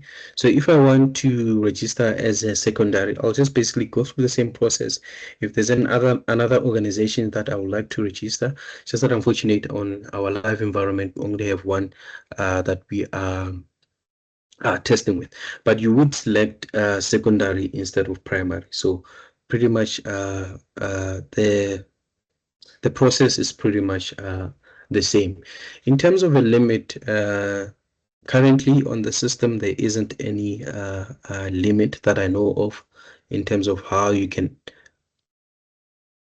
okay, how can I put this? There's no limit in terms of you having to be secondary SDF to organizations, but there is a limit. You can only be a secondary organization to one organization. For an example, I'm linked to Vision Wave.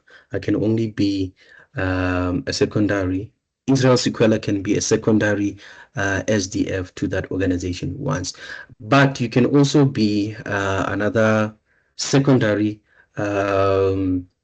SDF to another organization, provided you do have that letter of appointment that confirms that you are a secondary, SDF to that organization.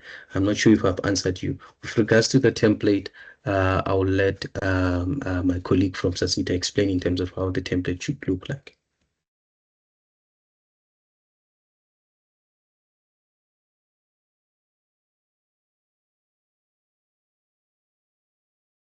Okay, with regard to that, so far as SASITA, we do not have a prescribed template, but the employer, when they appoint an official to represent them with the submission of WSP and the annual training report, the employer must draft a letter on the company letterhead. On the letter, it must be specified that so and so has been, with the full name of the employee, of course, to say she has been or he has been appointed to represent company X. The name of the company must be fully spelled out with the SDL number of that particular company. And at the end, the letter must be signed off by the senior official of that particular company. Now the SDF will go to the IMES system again to register now as a skills development facilitator on the system. I think Israel has already explained to the stakeholders on how to get registered on the system. You go to the SASITA's webpage, and then on top there's a button for IMES. You click on IMES, and then you go and also click on the, I think it's a organization, what do you call it, Israel? I think it's organization management. Yes. Yes, organization management. And you scroll down, you see SDF registration. You click on it, and then you start completing the form. You must, and then remember to indicate during your application, it's either you are a primary SDF or a secondary SDF, and then you complete the entire fields of the form. You upload at the end, you are required to upload your appointment letter on the system and submit. SASITA will then assess your application and approve it. That's how you get a register. There is no prescribed template, but the template, it's there on the system. It is on the system, but the appointment letter, we don't have a prescribed appointment letter. So those details that I have just alluded to, the employer must ensure that they draft on a company letterhead with the full name of the person being appointed and the full name of the company and the SDL number, and it must be signed off. That's basically that. Thank you. Okay, no, thank you. Hopefully you are morning. covered. You can go ahead, Mila. Sorry. Good morning. Good morning. Hi there. My name is Tumelo Mashoka. I'm from the disability side of life. I've got a foundation for disability, low vision users and education centered, which are speaking on behalf of curriculums with AI glasses and those. So unfortunately, I did get this late, this invite, so I'm sorry for jumping in right now unannounced, but I just thought I should make my presence known. Okay, no, thank you so much, Tumelo. Thank you. Yeah, really appreciate for you having to attend the session. All right, sir. Thank you so Yeah, much, Timmy. All right. Yeah, I was looking into alignment and making sure the compliance of NPC also factor into curtailment for education sectors, because I do speak on behalf of the South African National Council for the Blind and Optima College, which is a IT school which has cybersecurity and many other deliverables for low vision and disability.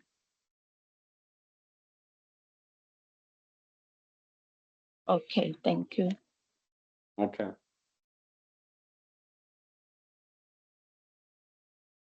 Okay, no, thank you, Tumelo, for that information. I think, like you said, since you jumped in a little bit late, now we're just basically taking questions. If there's any questions for someone who would like to maybe ask a question, you can just raise your hand, then we'll go by order. I think we've taken like 4, if not 5 so far.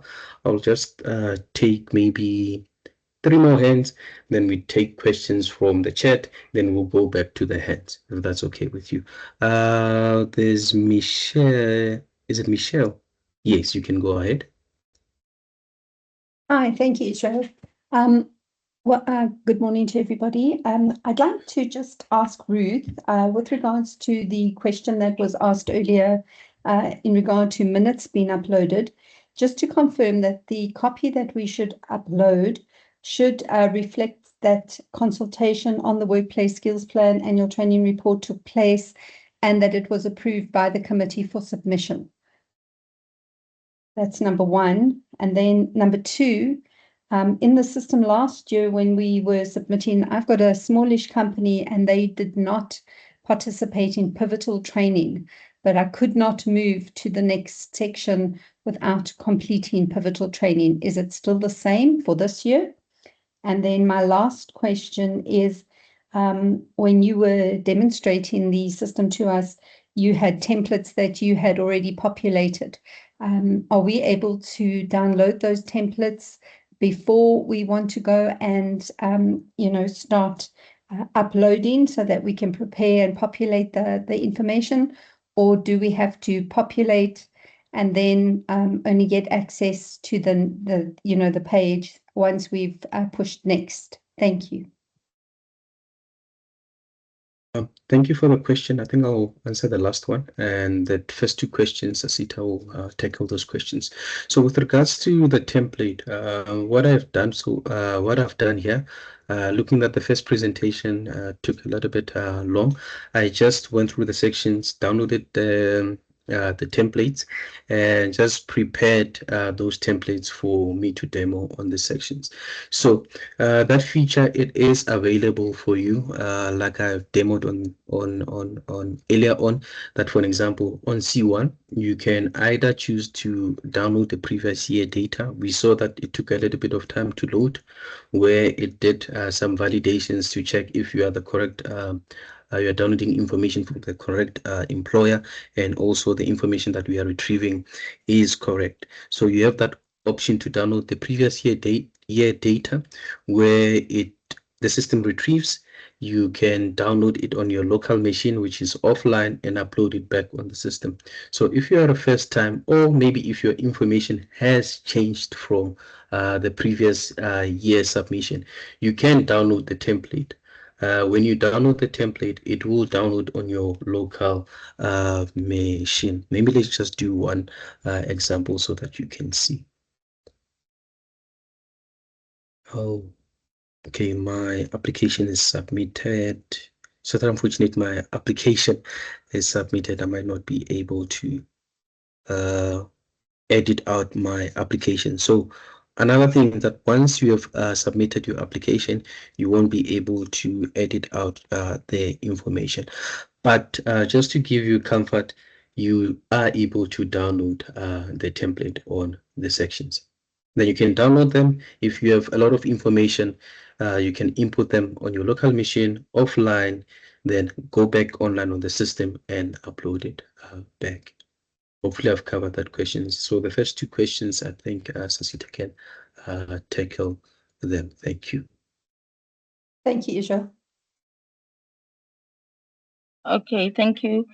Regarding the issue of a training committee, remember the training committee is a consultative forum for skills development matters in the workplace.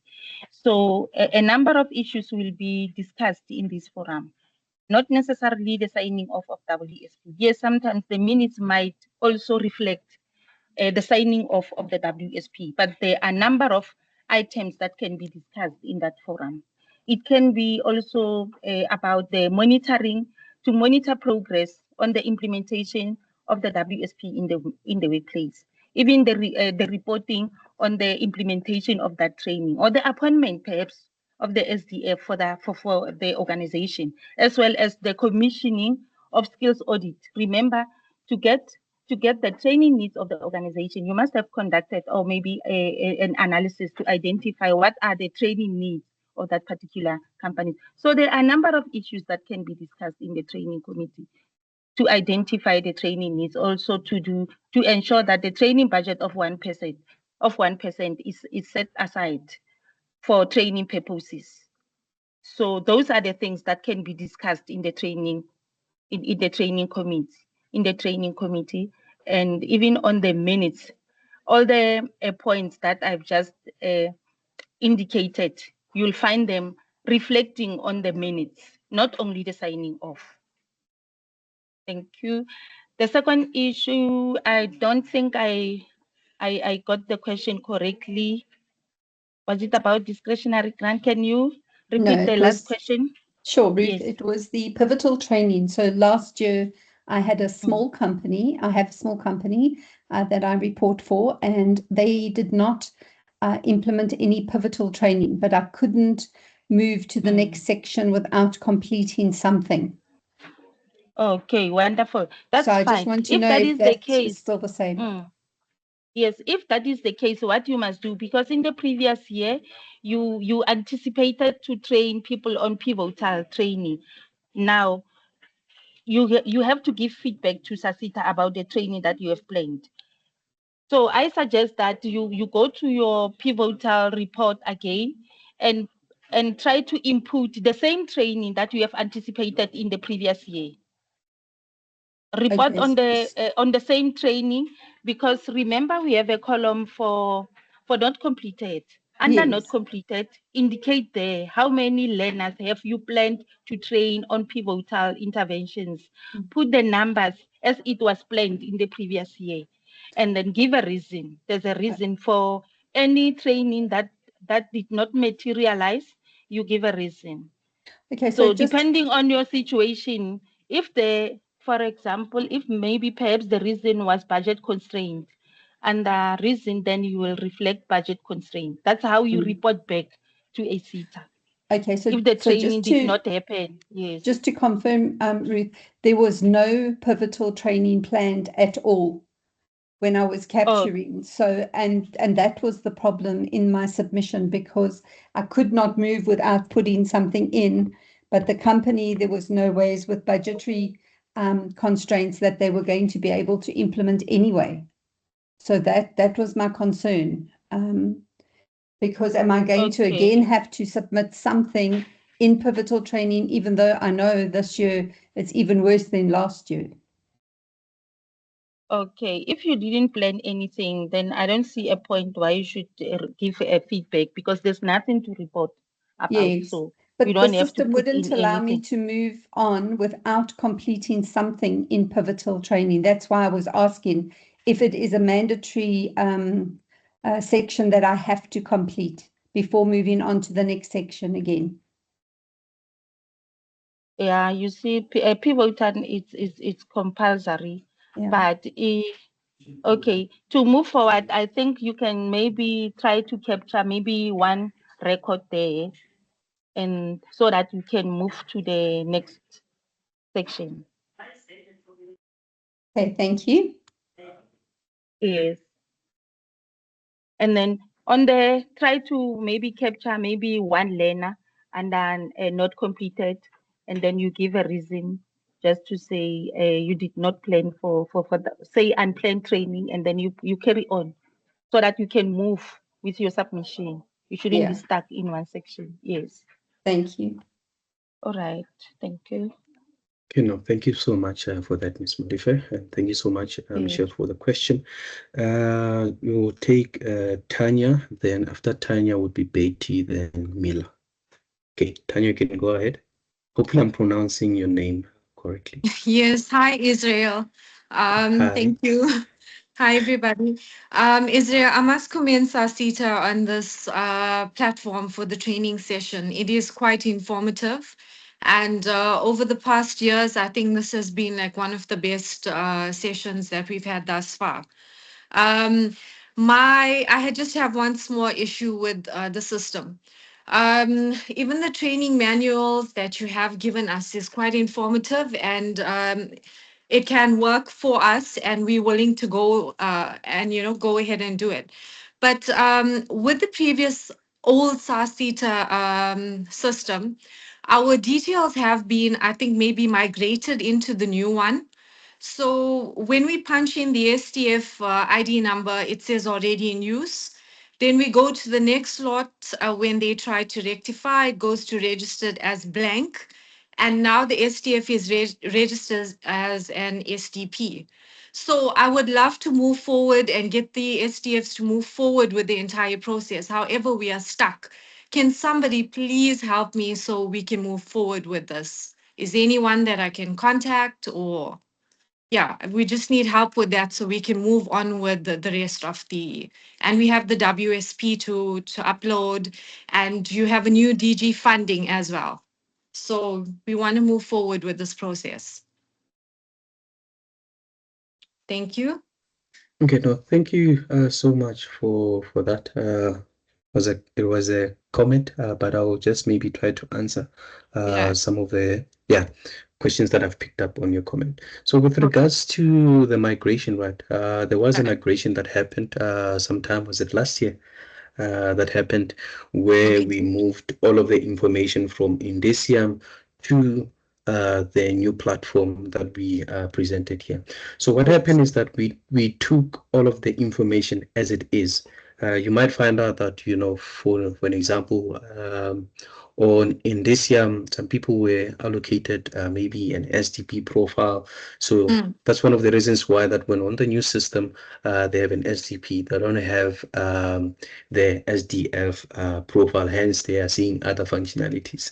So in such a case where, for an example, you find out that when you log in, you are logging in as an SDP, and you're supposed to have a profile for an SDF.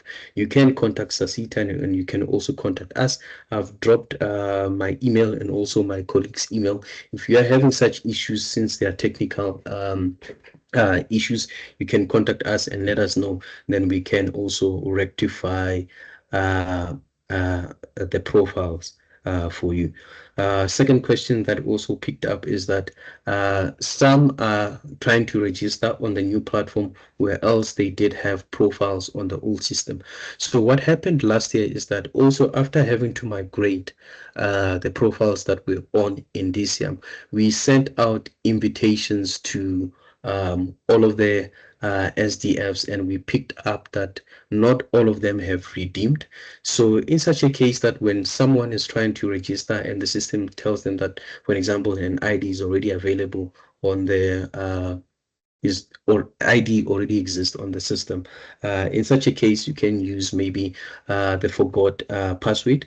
Most people do also use the forgot password, but you find out that the email address that they are using, for example, on Indicium, they were using their personal email. It's a Gmail. Now they want to use their work email address on the system. Hence, they are not getting that forget password. So in such a case, you can also contact us, and then we can assist you on that matter. Hopefully, I've answered your questions. Yes, you have answered. We did send some emails through. We are waiting for assistance, but however, we seem to be. We hope to comply within the timeframes, and we don't want to miss out. So, yeah, if is your email israel@vwave.co.za? Yes, Israel at Yes. Okay, vwave.co.za. that's correct. Yes. We will forward if someone can please respond to that email. Thank you. Oh, okay. Now we'll try by all means to answer the emails that are coming in. We have quite a backlog of emails, and also I Sasita as well. do They have a lot understand. of Yes. emails. Yes, they are trying by all means, as fast as possible to reply to everybody. All right. Thank you so much, Israel. Okay, no, thank you, Tanya. Mila, you can go ahead. Thanks, Israel. I'm just picking on what was asked earlier, and I'm just double checking if I understood correctly. The importing and the whole issue on downloading and importing with the templates that you already have. Are you saying the easier way, and I think Ms. Mulifi also tried to respond on this. Are you saying the easy way is to just download the template, populate it, and then upload? Is that the advice? To answer that, since we have a lot of people or different people using the platform, my easier way might be maybe different to someone else. But I would advise in terms of, let's say, for an example, C1, you want to capture information and you have like maybe 20 records, for example, or 50. Yeah, 20 should be enough.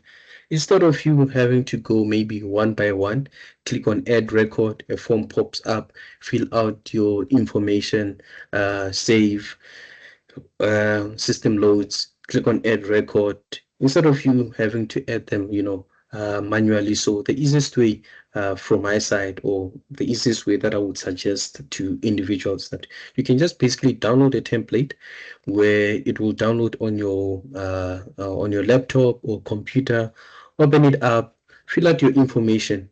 Once you're done with those 20 records, then you can just upload it back on the system and do an import. Okay, all right. So Yes, Israel, can I also? Okay, you go first. No, you can go ahead, Ms. Mulifi. Yes, I wanted to explain this thing. For small sized companies, we recommend as SASITA that the employer or the SDF to capture information directly on the form, because it's a small size. Small size, we mean from 1 to 49 or 50 employees. It's a small size. So it would be easy for the SDF to capture, to input data directly on the system. So now, importing previous year data is for large-sized companies. If you don't want to start capturing from scratch, SDF from large-sized companies like massive departments like defense, SAP, they prefer to use previous year data and edit on that. So it works very well for bigger companies. The downloading. The downloading, it works perfectly well for larger companies because now you want your last year submission data to filter in the new form and edit because you don't want to capture from scratch. But for smaller company, let us not create confusion. For smaller companies, I think you go straight to the system and capture your employment summary. All right. Thanks for that. The second one is the secondary user. And if I understood you, did you then say, so we would have registered a primary user.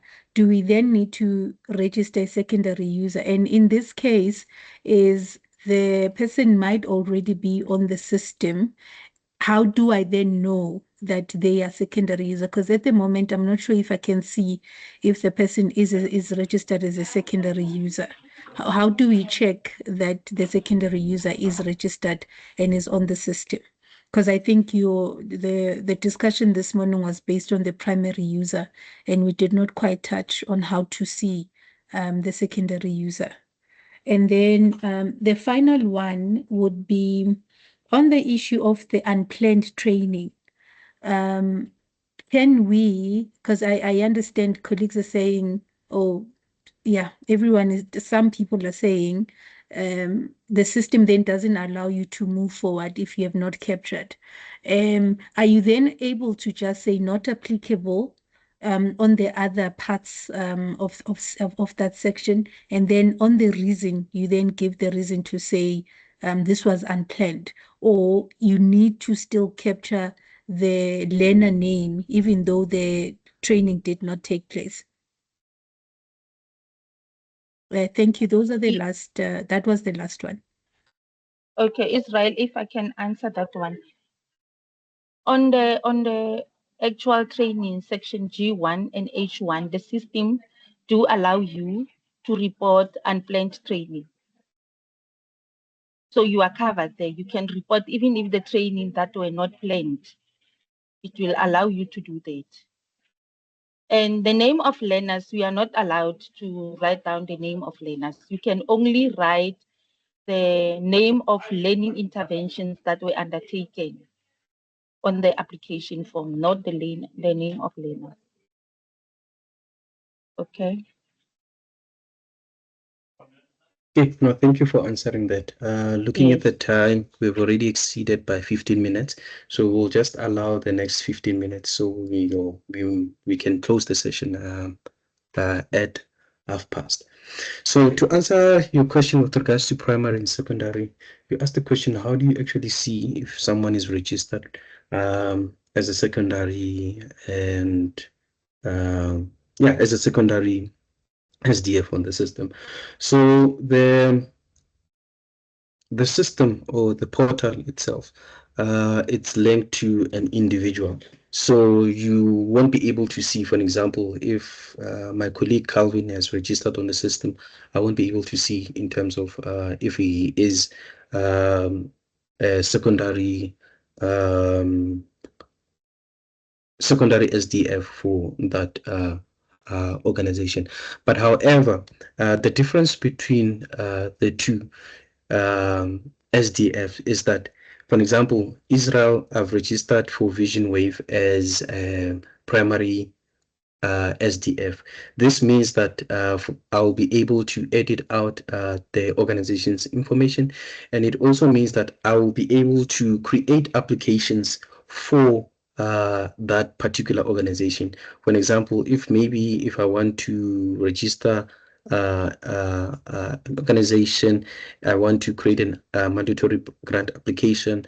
I want to create a transfer into SASITA application and also request for an offer. It means that I am able to create applications for that organization that I'm linked to as a primary. However, if Calvin is linked to Vision Wave as a secondary, it only means that he'll be only able to see the organization's information. Under my secondary, the only thing that you can do, you can only view the organization's information. But when it comes to creating applications on the system, you will only be able to create applications that you are linked to an organization as primary. So those are the difference between the two. Hopefully I've answered your question.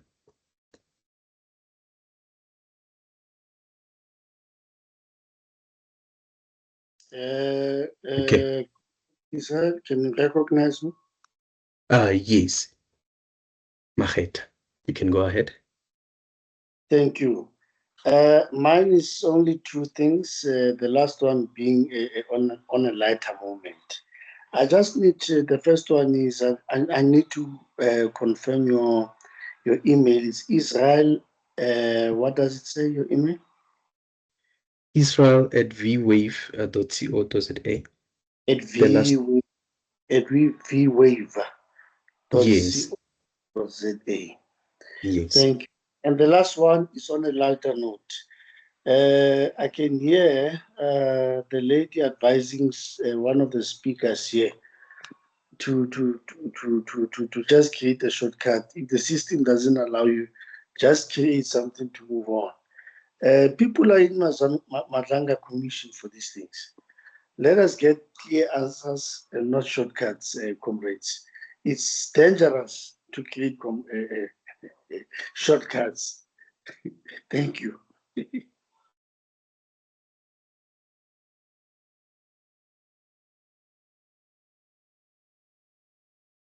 Okay, no, thank you for that. And thank you also for the last comment. We'll take another hand, which is Betty. I see also, Mr. Maheta, your hand is up. I'm not sure if it's an old hand, but we'll take Betty. Before Betty, you can go ahead.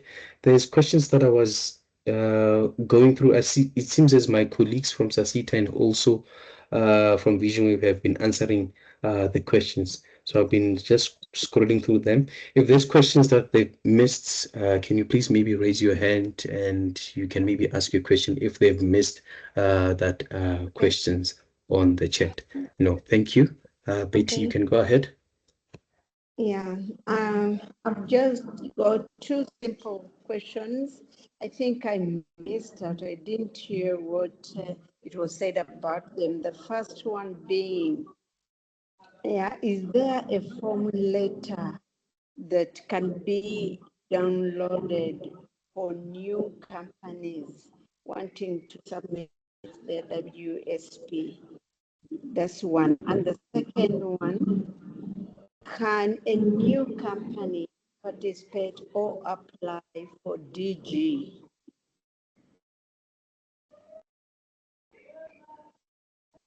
A company that is participating for the first time. Okay, so it's two questions. Just maybe to reiterate, there was a little bit of echo in background. You ask if for new companies, if there's a form on the system. If there is a form letter that is on the system that can be uploaded for new companies to complete. I mean the SDFs. Okay, if I understand correctly, SASITA will add if there's something that I've missed. If you are coming in as a new SDF on the system, we went through the process of you having to register on the system, where when you log in, when you click on the link, you will log in on the home page and you will click on register. So you will need to register a profile on the system. So after you have registered a profile, you will now need to basically create an application where you will register an organization. So what would happen is that I understand as a new organization, you will have an SDL number. So when you search for that SDL number, if it's not on the system, it might mean that maybe, for an example, your information has not been yet imported on the system, because on a monthly base, there is an import that happens for the employers. You can apply for inter-SETA transfer, where they will basically assign you a temporary number that will allow you to create applications on the system. So with regards to DG, I believe that the team, since this one is a different team, they might not have information with regards to any related questions that for DG. I also saw also on the comment, if it's DG related, this department might not have the information that you require. But however, I would like to ask Ms. Molifo or maybe Ingrid, anybody from the team, they can just drop in the email, DG email. You can send an email and inquire from there. You can get a response. Hopefully I've answered your questions. Okay. Thank you so much. Okay, it's a pleasure. We'll go to Tumelo and Mr. Mahit. Tumelo, you can go ahead. Yes, my brother. Thank you for the time. It's just that I'm very new in terms of the SDF profiling for disability learnerships and AI, low vision tech sectors. But we are coming in contribution with the South African National Council for the Blind and other faculties such as a college, which does curtail to this. So me as a foundation owner, as a blind that's visually impaired, the communication that you guys are sharing there is a bit difficult for me to expose myself to. So can I get a rundown of everything? But I've got a copy of your email address for the communication, so I can just catch up. You understand? So I can be up to par. Okay, not a problem. I think maybe you can drop me that email and then we can take it from there. If Thank you so maybe much, sir. it's not technical, I can also include some of the SASITA colleagues. They can expand or explain in terms of the queries that you have. Thank you. Okay, thank you so much, sir. Okay, thank you. Mr. Maheta, can you go ahead? Thank you, Keda. I just want to appreciate your time, to appreciate you. You are doing a wonderful job, giving us a wonderful presentation, very eloquent, very patient, and very, accommodative. Thank you so much, and God bless you. Thank you so much for the compliment. Executive decisions. If also you want to compliment, you can also compliment on the chat. So executive decision, you can go ahead. Then Mulao Academy next. Sorry, was that a follow-up or executive decisions, SASITA or whatever? No, there was a hand from executive. Oh, there's a hand for executive. Oh, I know, thanks. Yes, I saw executive, something, there was a hand here. Okay, the hand dropped. Mulao Academy, hopefully I'm pronouncing it right. Then I think there's a last hand, Gaba Solomon. Yeah, that's perfect. Thank you. Thank you, so, Apologies. Yes, we'll start with Good Mulao. morning, everyone. I'm Fez. Good morning.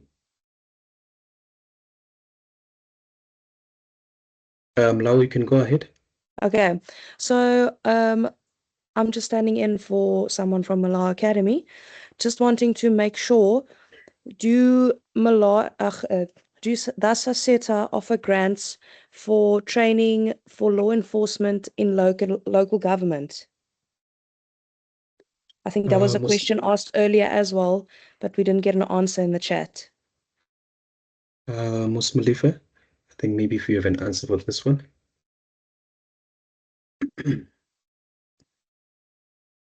Okay. You are inquiring about the local government matters, which Local I think government it grants, belongs yes.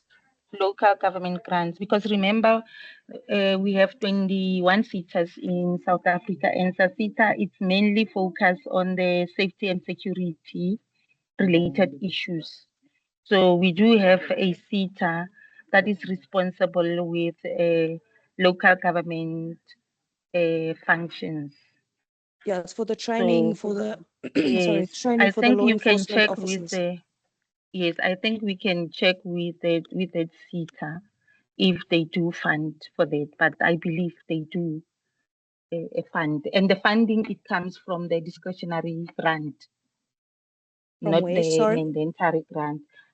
I'm saying the funding for that specific request that you are inquiring about, Yes. it comes from discretionary grant from Okay. local government SETA, yes. Thank you So so I much. suggest that you make follow up with them and try to find out from their sector skills plan if that project it's one of their scarce skill or pivotal training functions that are being funded by the SETA. Okay, and where do I find this out? Who do I contact for From this the information? local government SETA, I think you can try to find the contact number on the website. Okay, thank you so Yes, much. and then request for the discretionary grant department in that SETA. Okay, thank you so much. Yes. Okay, well, thank you so much. Thank you so much, Ms. Malifa, for answering that question. I see, I think, Solomon, you dropped your hand earlier on. You're the second one. We'll just take you because you were first, then we'll take Tokozisi last.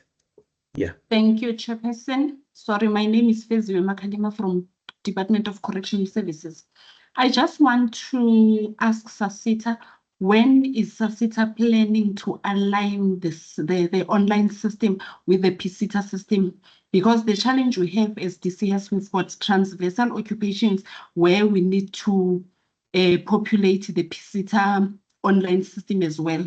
We submit our WSP to SASITA and PSITA. So we want to know when is PSITA going to be, when is SASITA system going to be aligned with PSITA system? Thank you.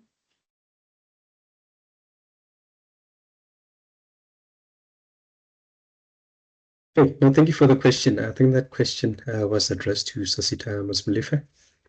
Yeah, I think Mr. Mtembu can take that one. Mr. Mtembu?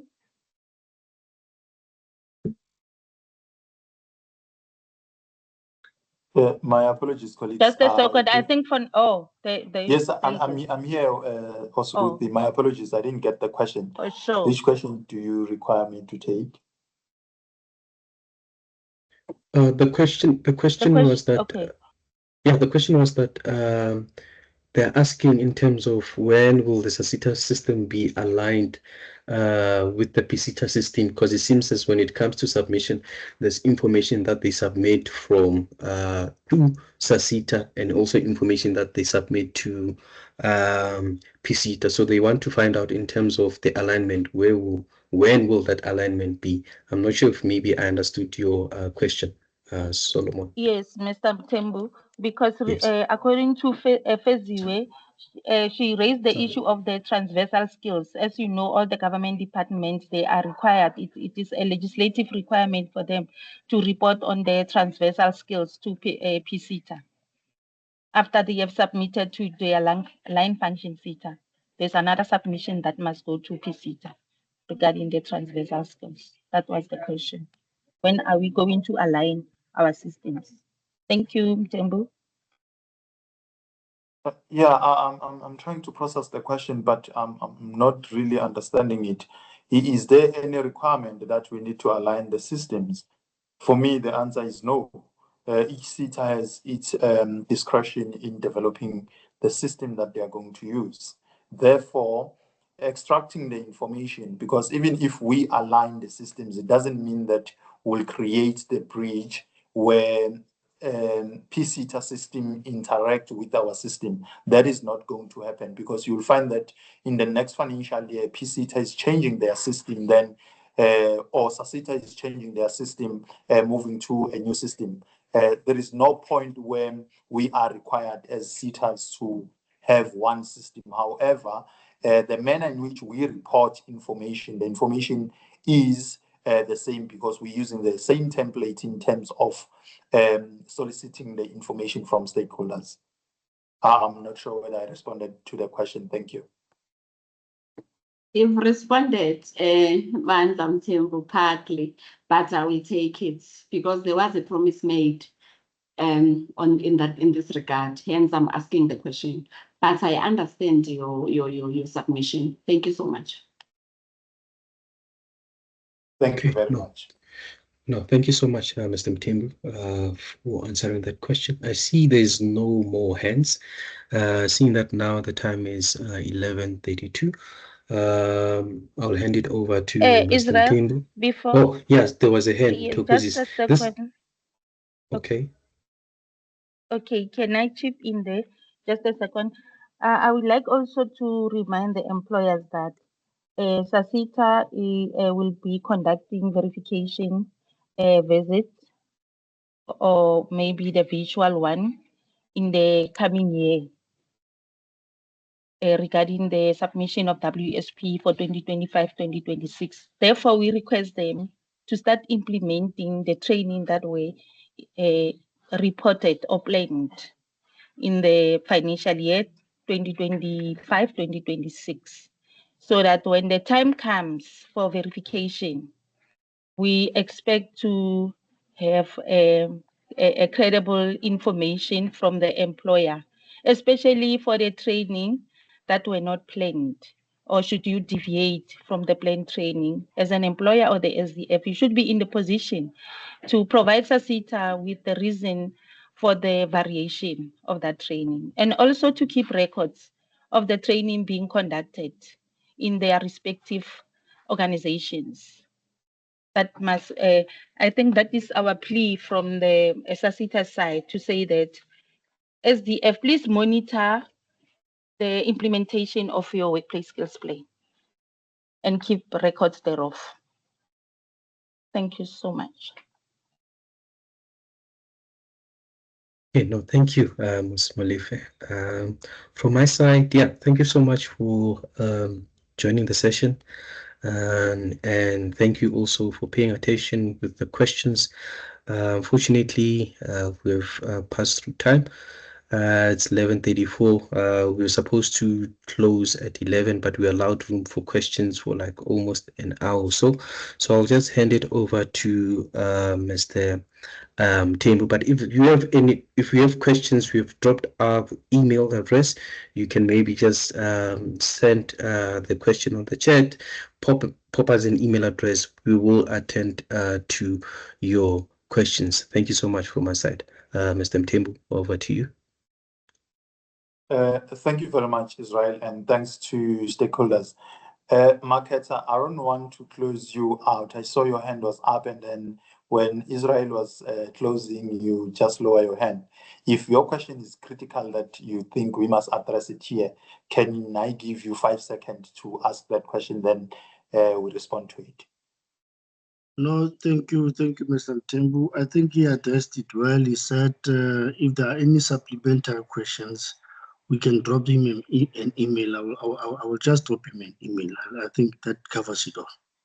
Thank you very much. Stakeholders, we really appreciate your time that you took to attend this meeting. And we are hoping that we will be starting to receive more WSPs. We have received few, but after these sessions, I'm hoping that we will be starting to receive more of them. And if there are any issues, don't hesitate to send emails to us. And also maybe you can even copy me on emails that you send to Vision Wave or to our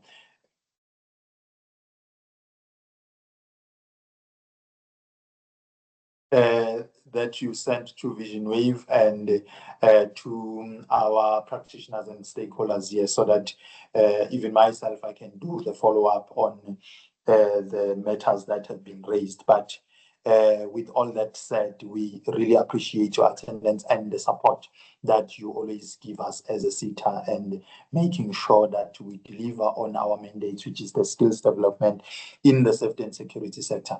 The meeting is officially adjourned. Looking forward to receive your WSPs. Thank you very much. Take care. Bye. Thank you. Bye.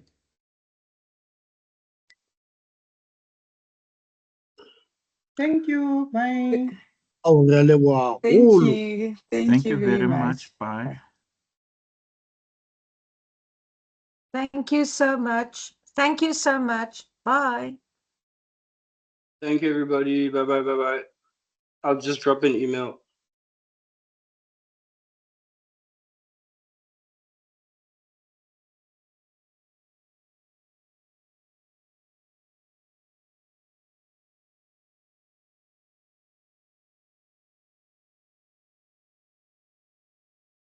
Well done. Thank you. Thank you. Bye-bye.